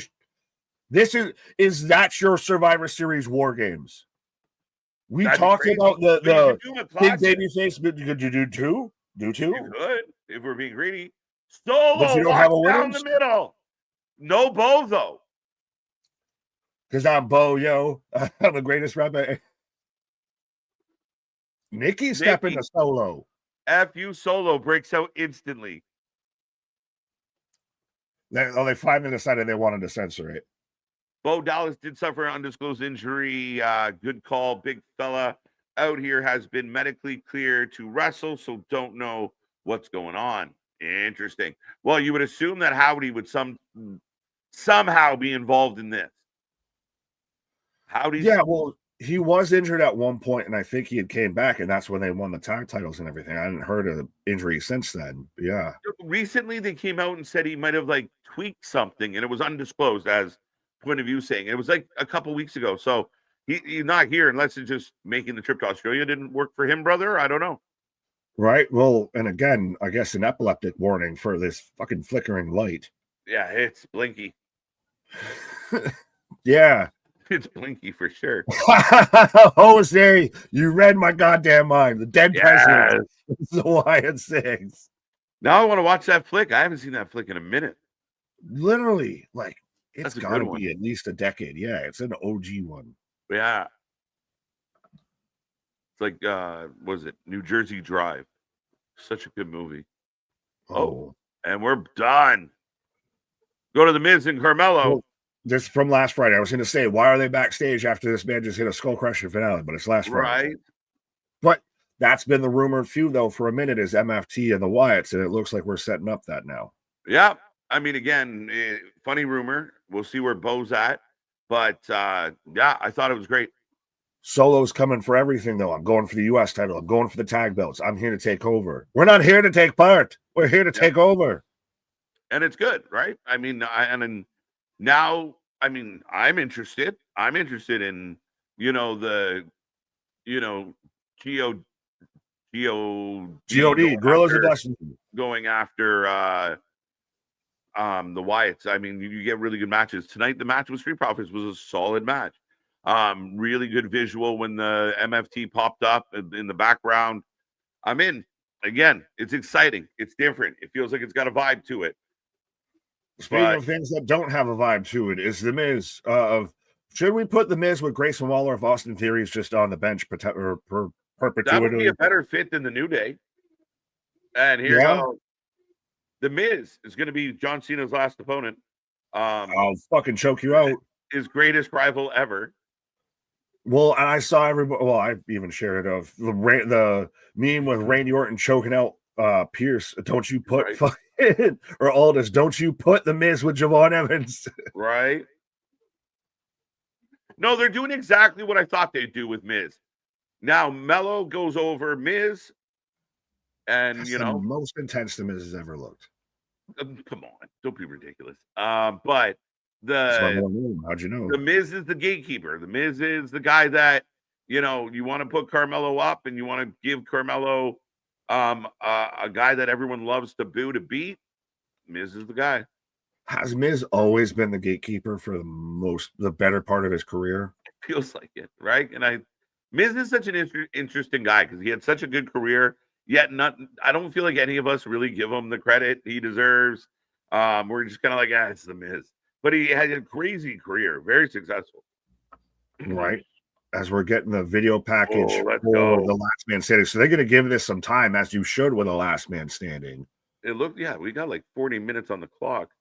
Yeah, but 74% were correct. Speaking of careers and everything, did you see the quote or clip going around from Steph's place with Big E to where he pretty much all but confirmed that his in-ring career as of right now is done? Yeah, I mean, we've talked a lot about it. I know, again, you're dealing with vertebrae. You're dealing with, very sensitive spinal. It's not good. It's sad to see. Last I had heard, the bone was it wasn't taking to the fusion the way they were hoping, and that's the concern. Quality of life. I mean, it's unfortunate. The good news is, we get him on TV as much as possible. I would put him on commentary. I think he's good enough to be on commentary, but to keep him actively around, there's value to Big E. Such an entertaining, charismatic guy. Again, wrestling's a funny world where all of a sudden one day Big E shows up and destroys somebody, but it doesn't sound very optimistic right now. I will always love Big E if this is truly the end, and we've seen it before with Danielson. We never thought he was going to wrestle. He wrestled years afterwards. Yeah. Copeland is another perfect example. Yeah. Thought it was done, still going. So there's nothing saying it's ever truly done. But what we still got was the highest of highs, I think, with Big E. Yeah. And got to be a world champion. And him now on the pre-show panels and everything. Yeah. Like, if WWE, if you were to integrate a guy from WWE onto ESPN, Big E's my guy that I would do. Yeah, that's a valid argument. I mean, like I said, he's just so comfortable. His personality goes through regardless of anything that's going on. I mean, Christ almighty, he gets over, the big beefy boys slapping meat. Pause. Did you freeze or did I freeze? Somebody, I think, froze. Anybody want to let me know? My predictions for this match is lots of kicks. Could be.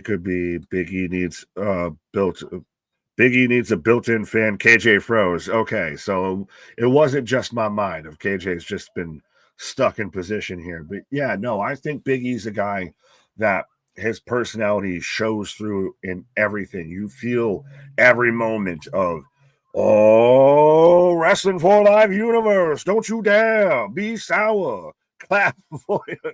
Yes, it's a hell of a face you froze on. But Big E shines through so much. As I will try and do this right there, and then I will do. Oh, they aren't there. So you got this for right now. But Big E shines through so much with his personality that having him on those pre-show panels, having him, I don't know if he would be too much on a commentary or anything. It would be interesting to see. But him being an advocate and a personality for the company still is a huge benefit. KJ got Nick moving around furniture frantically. Yeah. Oh, wait, hold on. Wait a second. Enough of this fake freezing, KJ. Are you going to school? You hear me? I got you. Bed Bath and Beyond. That's where KJ's stuck in. We're out here. It's still, trust me, it's still throwing me off that this is 9:25 in the morning instead of 9:25 at night. Like, I'm gonna be out here like Ricky Bobby. I don't know what to do with my hands the rest of the day. So do I just watch more wrestling after this or not? Where's Zelina? Should they have ever touched back on the Zelina Andrade thing? Is it a big missed opportunity that they never went back to that? They never tried that again. That they never wanted to go back towards that angle or anything. And that's, well, and because you had everything with Rey Fenix and Andrade was working as a tag team. Him and Carmelo had fantastic matches. Where was the big fall with that? As we're replaying moments from the kickoff here earlier, which, being honest, I didn't watch any of because it was at like 5 a.m. us time.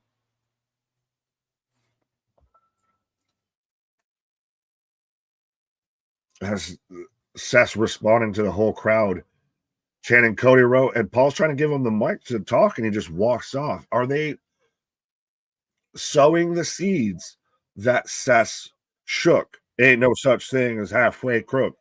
Are they sowing the seeds that if Seth doesn't get, well, they clearly are, but if Seth doesn't get this done, do the Bronze and Heyman turn on him? And do you have just the Bronze and Heyman? Is Seth an island unto himself? Do they take him out? I think Seth needs this win more than anything. It solidifies the whole situation between him and Cody.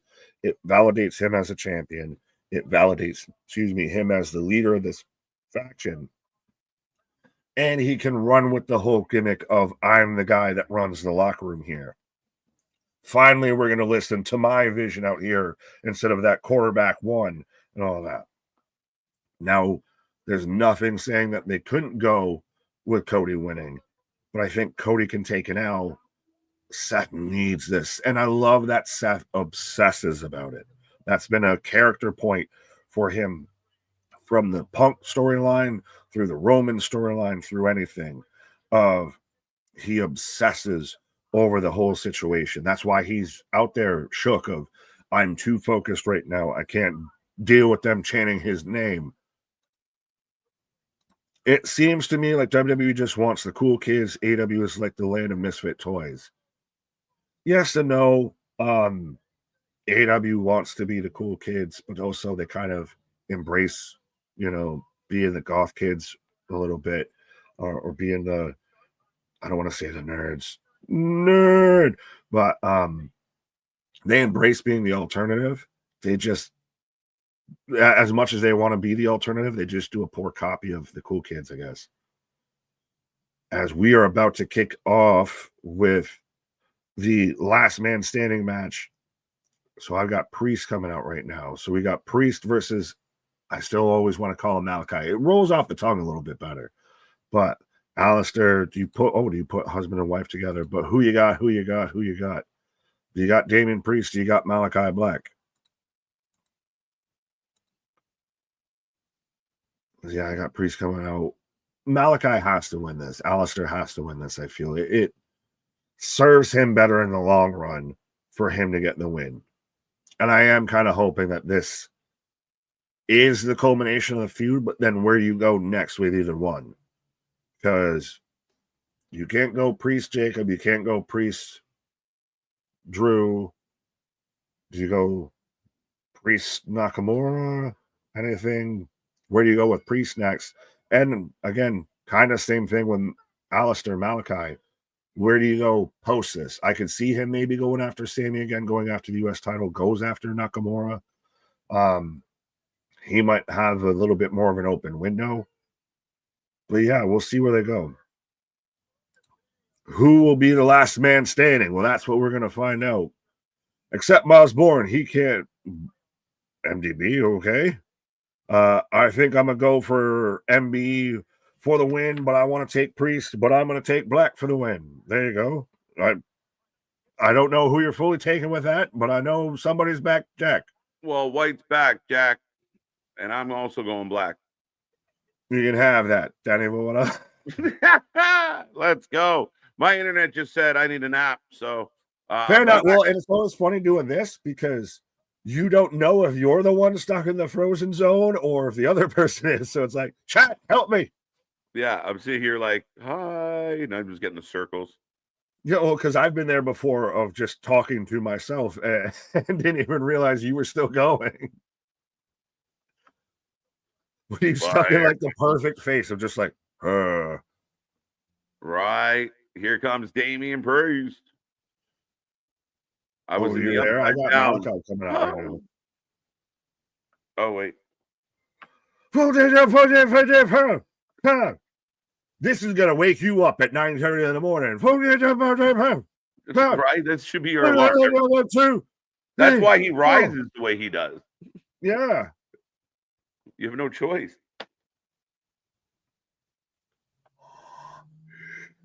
Is it the closest that you can kind of get to like the Brood? Oh, he's got the horns. He's got the fucking House of Black shit. Let's fucking go. This has been a show of fan service for me. See, another example. The Fed's always copying AEW. Bro, it's so fucking good. It's so fucking good. They should do that. Why are we not Malachi Black, Karrion Kross, the Righteous, please, Jose, I did the thing. MDB, I know I did the thing. Why is that not a fucking thing in WWE? Please, I beg of you. I beg of you. Right? There you go. Oh, God. I always still, for the longest time, the lead singer sounds like the lead singer from like Rage. Right? But especially though, you figure he's got to go dark upon dark out here with this being a last man standing match. Now, if only he would have had little face paint too. If everybody gets face paint tonight, everybody gets face paint. Well, remember too, he's got the glass eye because Seth Rollins took out his eye like Ronald Mysterious and everything. Right. Jose, well, I guess I'm drinking at 9 in the morning. Join the club. Righteous. Oh, yeah, I'm so smart. SMRT. I mean, SMART. SMAT. Wait, that's not it either. I like though they still do the contact. He has to fucking win this. Like his match last week with Sammy kind of restored everything that there was with Alistair. It helps big time. And I like what he's doing, Damian, right? Like, again, it feels like the mid card has some heavy hitters in it. Well, and again, this is what we talked about is your IC division, more pomp circumstance. You have Dom being the chicken shit heel versus the US divisions, your work rate. SmackDown becomes your work rate show. Raw is your big pomp show for Netflix. Right. Damian chucking Alistair to the floor. Yeah, and we've got spook on spook here for the spooky season. Right. And again, though, so last man standing, which is fitting for a morning show. We got a kendo stick. Malachi blocks with a kick. Jose, I don't drink, but it's 5 somewhere. Buddy, enjoy yourself. All right. I will. Let's go. Oh, blocking. Hit him with the Donnie Darko mask. Right. It's so funny because I was just thinking about Donnie Darko. Oh, the stairs. See how light they are. He can just pick them up cleanly. Either that or Damian's the strongest man in the world. They're 50 pounds. Or they 5,000. They're the HBO Max. What do you mean? Weapons. They're steel stairs. Yes, but they also at times act like it's a goddamn anvil. Damian, pretty strong. It's Swolverine out here as we go to commercial. We do. Well, some do. We still got the action if you're watching this live. As we're fighting up the ramp. Are you glad that they're giving this some actual goddamn time? Like they've got a half hour or 40. No. You gave 10 minutes to intros, but you got a half hour of action. If you want it to matter and you're going to make it a last man standing match, you got to make it count. It's one of the criticisms I had of a couple of the shows this week of not using, not using the moment to make it, you can't just put a name on something and say, well, this is cool because we gave it a name. You got to make it feel like it's worth the name, right? If you're going to have a showdown or a Title Tuesday or a special go home show in Australia, you got to make it count. The last man standing match got to feel like it matters. Well, and I know you talked about this briefly while I was on my pause of if you have once SmackDown presumably moves to Netflix, because I feel like they're going to go that way. Mhm. Do you do it to where it has that raw feel of it can go 2 hours, it can go 2:15, it can go 2:45? That would really help with something like this. Yep. It'll go until it goes. Versus, we know there's going to be a hard out at 10 o'clock. Now, granted, it's in the morning, so maybe it's different, but we'll see. Yeah. Yeah, and I think it's one thing that Tony Khan could take a better advantage of is not, we don't need to know that there's an overrun. We don't need to know and make it spontaneous. Don't start a match in the overrun. Don't, Yeah. It's got to be exciting. If not, format your show that it's, usually 2 hours. And then you can go from there. I felt like back-to-back weeks, the 6th anniversary and then Title Tuesday both being 2.5 hours plus. I think it hurt them a little. Oh, for sure, for sure. And you do 2.5 and still manage to somehow do a fucking overrun, I feel. Yeah, you end up going 36, 37. You end up going another handful of minutes over, which is crazy. And I mean, I was a little disappointed. I mean, you do Pac, Orange Cassidy main event, in the bonus half hour, non-title, no titles involved, on Title Tuesday. I just thought it was a bad look, bad choice. Right, as we come back to the action with a boot from Priest as Malachi has a kendo stick. We want tables.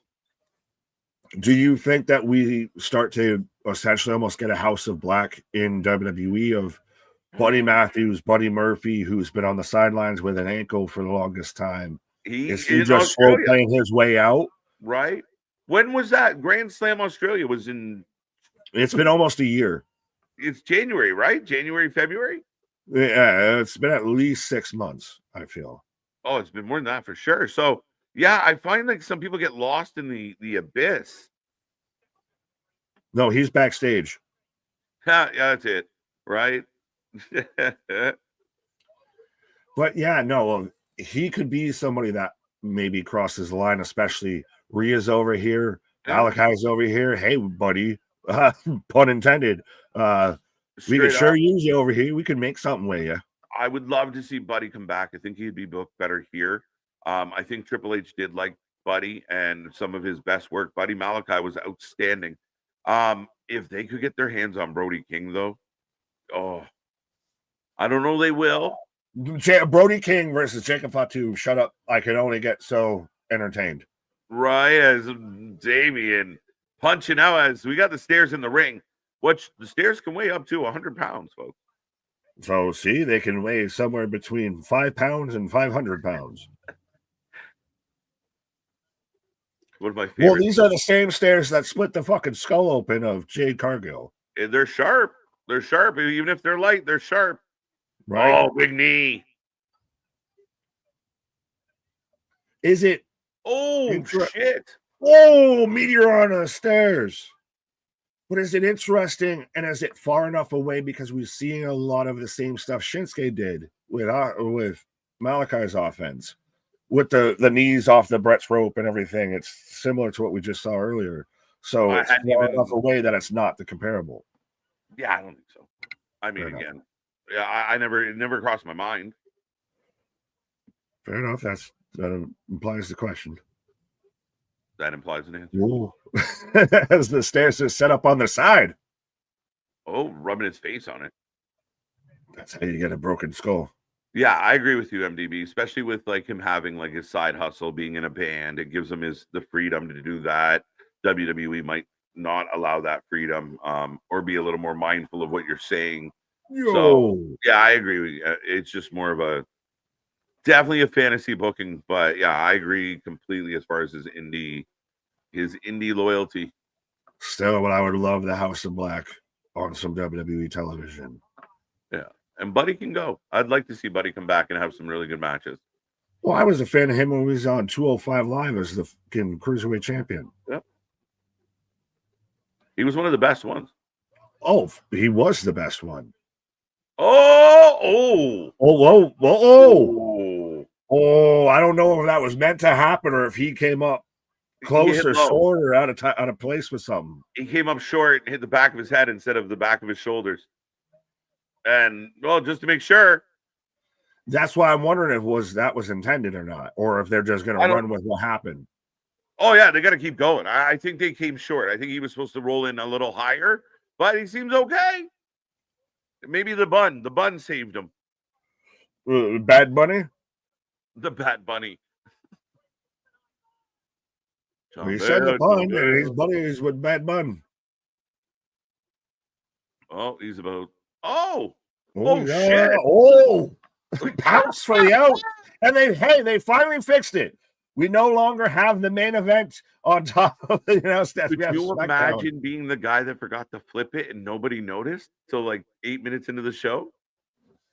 You might as well just pack your shit and have a nice day. Like, it's funny, right? Like, even big companies make mistakes. Even the pros. We still call a spade a spade. That's wrong. That's wrong. That's not right. But yeah, we are in a commercial break, folks. Show rolls on. It's been a good one. And again, I'd argue a good main event so far, Nick. Oh, I think, and I know what I said earlier and what I was trying to say of if I had to pick a weak spot in the show, a lowest point, it would have been the tag match. Shut up, you. But it's been a good show overall. Moving on. Just say it was a good show then. It was a good show, but by the way, James, and it's spiteful. Right. At this point, it's just you. Right, as we get the ad for Halloween Havoc, we will be here live on October 25th for Halloween Havoc. Yeah. Well, and now we've got Bound for Glory set up as they're advertised in Cena's last match. Do you think, and we talked about this too last night, that we get finally into this reset of the NXT kind of crossovers almost called off for a little bit, and we get back to TNA is focused on TNA, NXT is focused on NXT a little bit? I don't think so. I don't know that that's going to be the case. I mean, I feel like there's still so many things at play, right? And it doesn't feel like they're going to pull away. We got to figure out what's going on with the tag titles. We got the Kalani with the women's title. You have Trick, we think we're going to like. There's still a lot of intertwining parts. Nice winning though, so that's where I guess I was going with. They kind of end that button. It might cool a little. Yeah. Well, I think like Bound for Glory is going to focus a lot on TNA. Oh yeah. Halloween Havoc is going to focus a lot on NXT. Well, and again, I think TNA's challenge here, Nick, is that, or opportunity, is more eyes are paying attention to your brand than have in a long time. You have to show up and show out, but you got to put your guys forward. You got to put your wrestlers have to come on strong and go over strong. Because you want people to buy in and continue to be interested in your product at a time when the partnership does fizzle out. Well, and I saw this before and went live earlier today of, I guess, Carlos Silva in kind of one of his most recent interviews. I don't know if it was with Van Fleet or anything like that, but was saying how, or it was with Coachman actually, of how. Fuck that guy. Anyways, we might agree with that, but TNA, he said how TNA is close to the final stages of locking in a media rights deal for 2026. So that'll be interesting to see if they lock down a TV deal. It's going to be, now it's no longer AEW's fighting with NXT. Now you're fighting with TNA. Yeah, I mean, again, it's going to be this every week. And again, it's a funny dynamic because don't tell the sickos that they're competing with, like, oh, it's the developmental brand. Okay, but that's what you're competing with. But so you're losing to the developmental brand, is what you're saying, Right. though, too. I can't believe the Hardys have the titles in a developmental brand, but you're losing. Beat your ass. Right? Doubled up on you. So that becomes the part of the debate, but it will be a weekly, like, three-way comparable. What did TNA do? What did NXT do? What did AEW do? Every week, that's going to be the conversation. Unless AEW can elevate themselves back into, let's talk about 1 million viewers, they're down there with those the second tier companies. Did anybody else just kind of get like a cringe go up their spine, knowing that we're going to just be in for a battle of like months on end of that whole conversation of AEW, TNA, NXT, that comparable? Yeah. For months on end, and I kind of don't want to have that. Yeah. I mean, I don't mind debating the wrestling. I don't mind debating the matches. Well, I know it's not going to be the wrestling topics. It's going to be ratings. It's going to be fucking attendance. It's going to be this. It's going to be metrics that none of these fuckers actually know. Oh, I know. That's the funniest part of it. It's just better because I said it was better, bro. Okay, well, that's the thing. I'd rather argue the ratings out of 10 at the end of the night than I would, whatever in Meltzer or the Nielsen's or whoever wants to say they are. Right? Choke slam. Like this match here, for me, it clears the coffin. Yo! Speaking of clearing. Slides. Almost cleared that table. Slide with me. Am I the only one that am I dumb? I just noticed that the ring posts are like the old school, like silver, instead of the LED shit. So it's like it has that old school SmackDown vibe. The crowd is chanting one more time. 7, 8, get up, you bitch. 9, and he's on his feet, and he just. They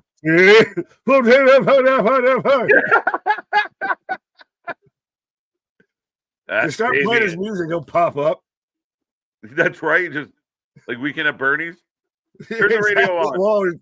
Oh, they're gonna do it again.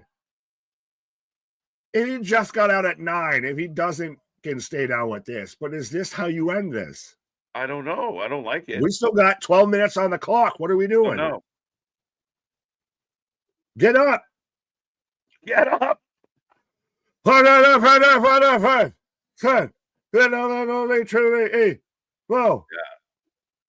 9, and again, he's technically on his feet.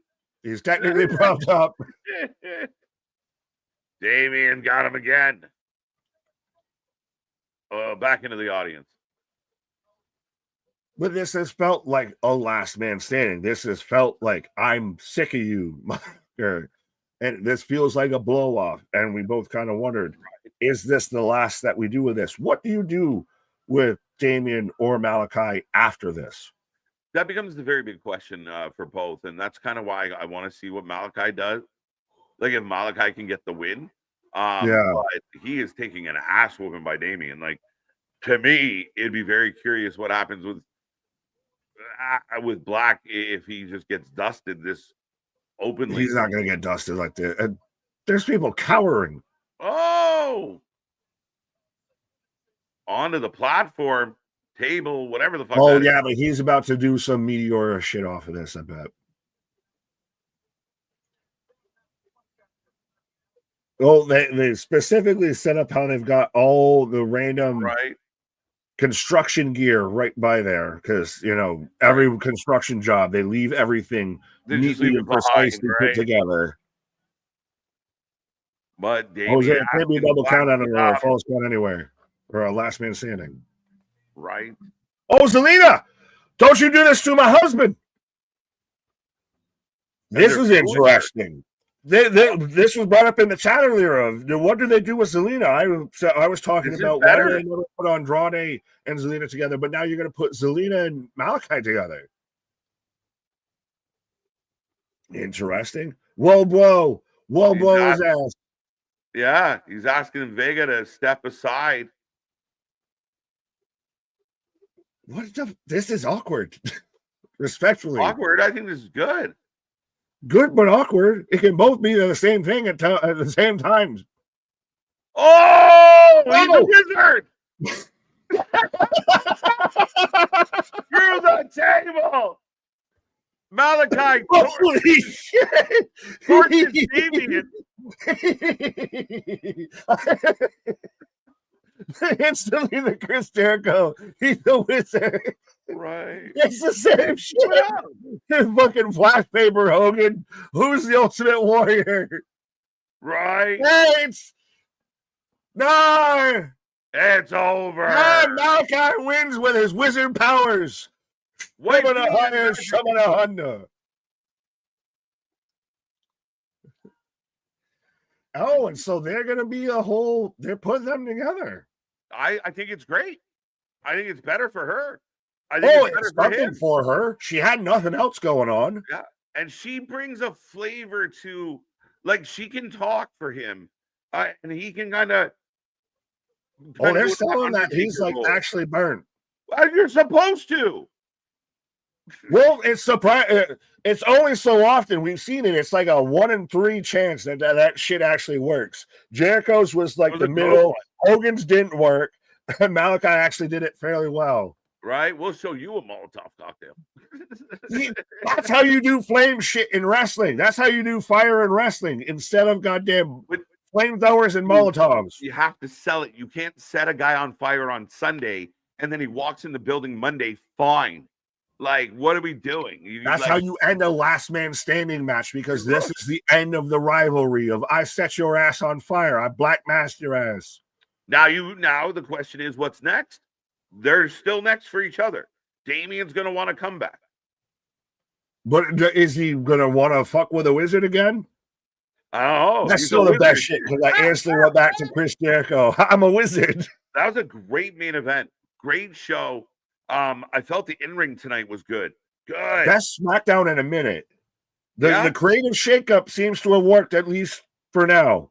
Well, one of the easiest things for the creative to do is make sure the matches are good. Is it on them or is it on the performers? Both. Well, you have to put the right pieces in the right places. Yo, he's a wizard. Ladies, he's a wizard. That is going to be some of it. Geekbuck, I want that. Right. But that's SmackDown. That is the end of SmackDown. That is the end of the show. And it's not even 10 a.m. Yeah, it's 10 a.m. 7 minutes early. Dude, I can't wait to make some breakfast. Shit. But that's crazy though that they had a whole extra 7 minutes. Is that what they do? They just give it to AEW. Here's some extra time. Right. Yeah, they were like, God, we've done enough. We've accomplished what we need to accomplish. Right. That's it. We don't need to stretch it out. I thought the main event tonight was very good. Ladies and gentlemen, if you don't know, we take a rating out of 10 at the end of every single show. Give us your rating out of 10 if you want. But for me, tonight smashed in a lot of good ways. I was not bored for a second of tonight. Today, this morning, this evening. Yeah, well, I'm surprised you didn't go higher. I'm fully fine with giving this an 8. I mean, absolutely. Again, I'm going to try and avoid the pitfall of talking about the Kiana James match. But I still, beyond that, there wasn't a missed moment, I think, of everything moved at a clip of for us being here at 7:30, 8 o'clock in the morning and still jazzed about all of everything that happened and woke the fuck up literally and figuratively on stream. It's at minimum an 8. Yeah, I think it killed today. I like MFT, like you said. Everything you just said was accurate. Like, and I know we have a varying opinion. And listen, I think the women's tag match ends up being a low point, but the low point is at a good marker. So that's what I was saying. I know that's exactly what I was saying, asshole. I said what you were saying differently. Yes. But no, I think ultimately you have this a good you said good pace to the show. Sammy and Shinsuke cooked in one of the better matches of the week. I thought Alistair and MFT was great. MFT was cinematics. Great vibe. Them showing up again, kind of out spooking the Wyatts is a kind of a nice play. They, like you said, U.S. title might be theirs. They're eyeballing it. The tag titles could be theirs. They're eyeballing it. There's a rival faction. I like all of it. I thought today was it was my favorite wrestling show of the week so far. SmackDown was good as a good SmackDown. Now, was it a good go home? Oh my God. Yes, it was. Well, did it tie into tomorrow? Yes. Okay. I mean, Tiff and Vakur have their moment. So they sell us on that. Cody Rhodes did his prep. We forgot all about Cody doing the pep rally speech. So that was good. I think, They showed Seth walking off on the countdown. Roman kind of did his thing on Monday. So I think overall it did well. And I mean, when you kind of leave SmackDown, I know Malachi and Damien don't really have anything to do with Crown Jewel, but they left us with that kind of excited vibe of like, holy fuck, that was good. I can't wait for tomorrow now.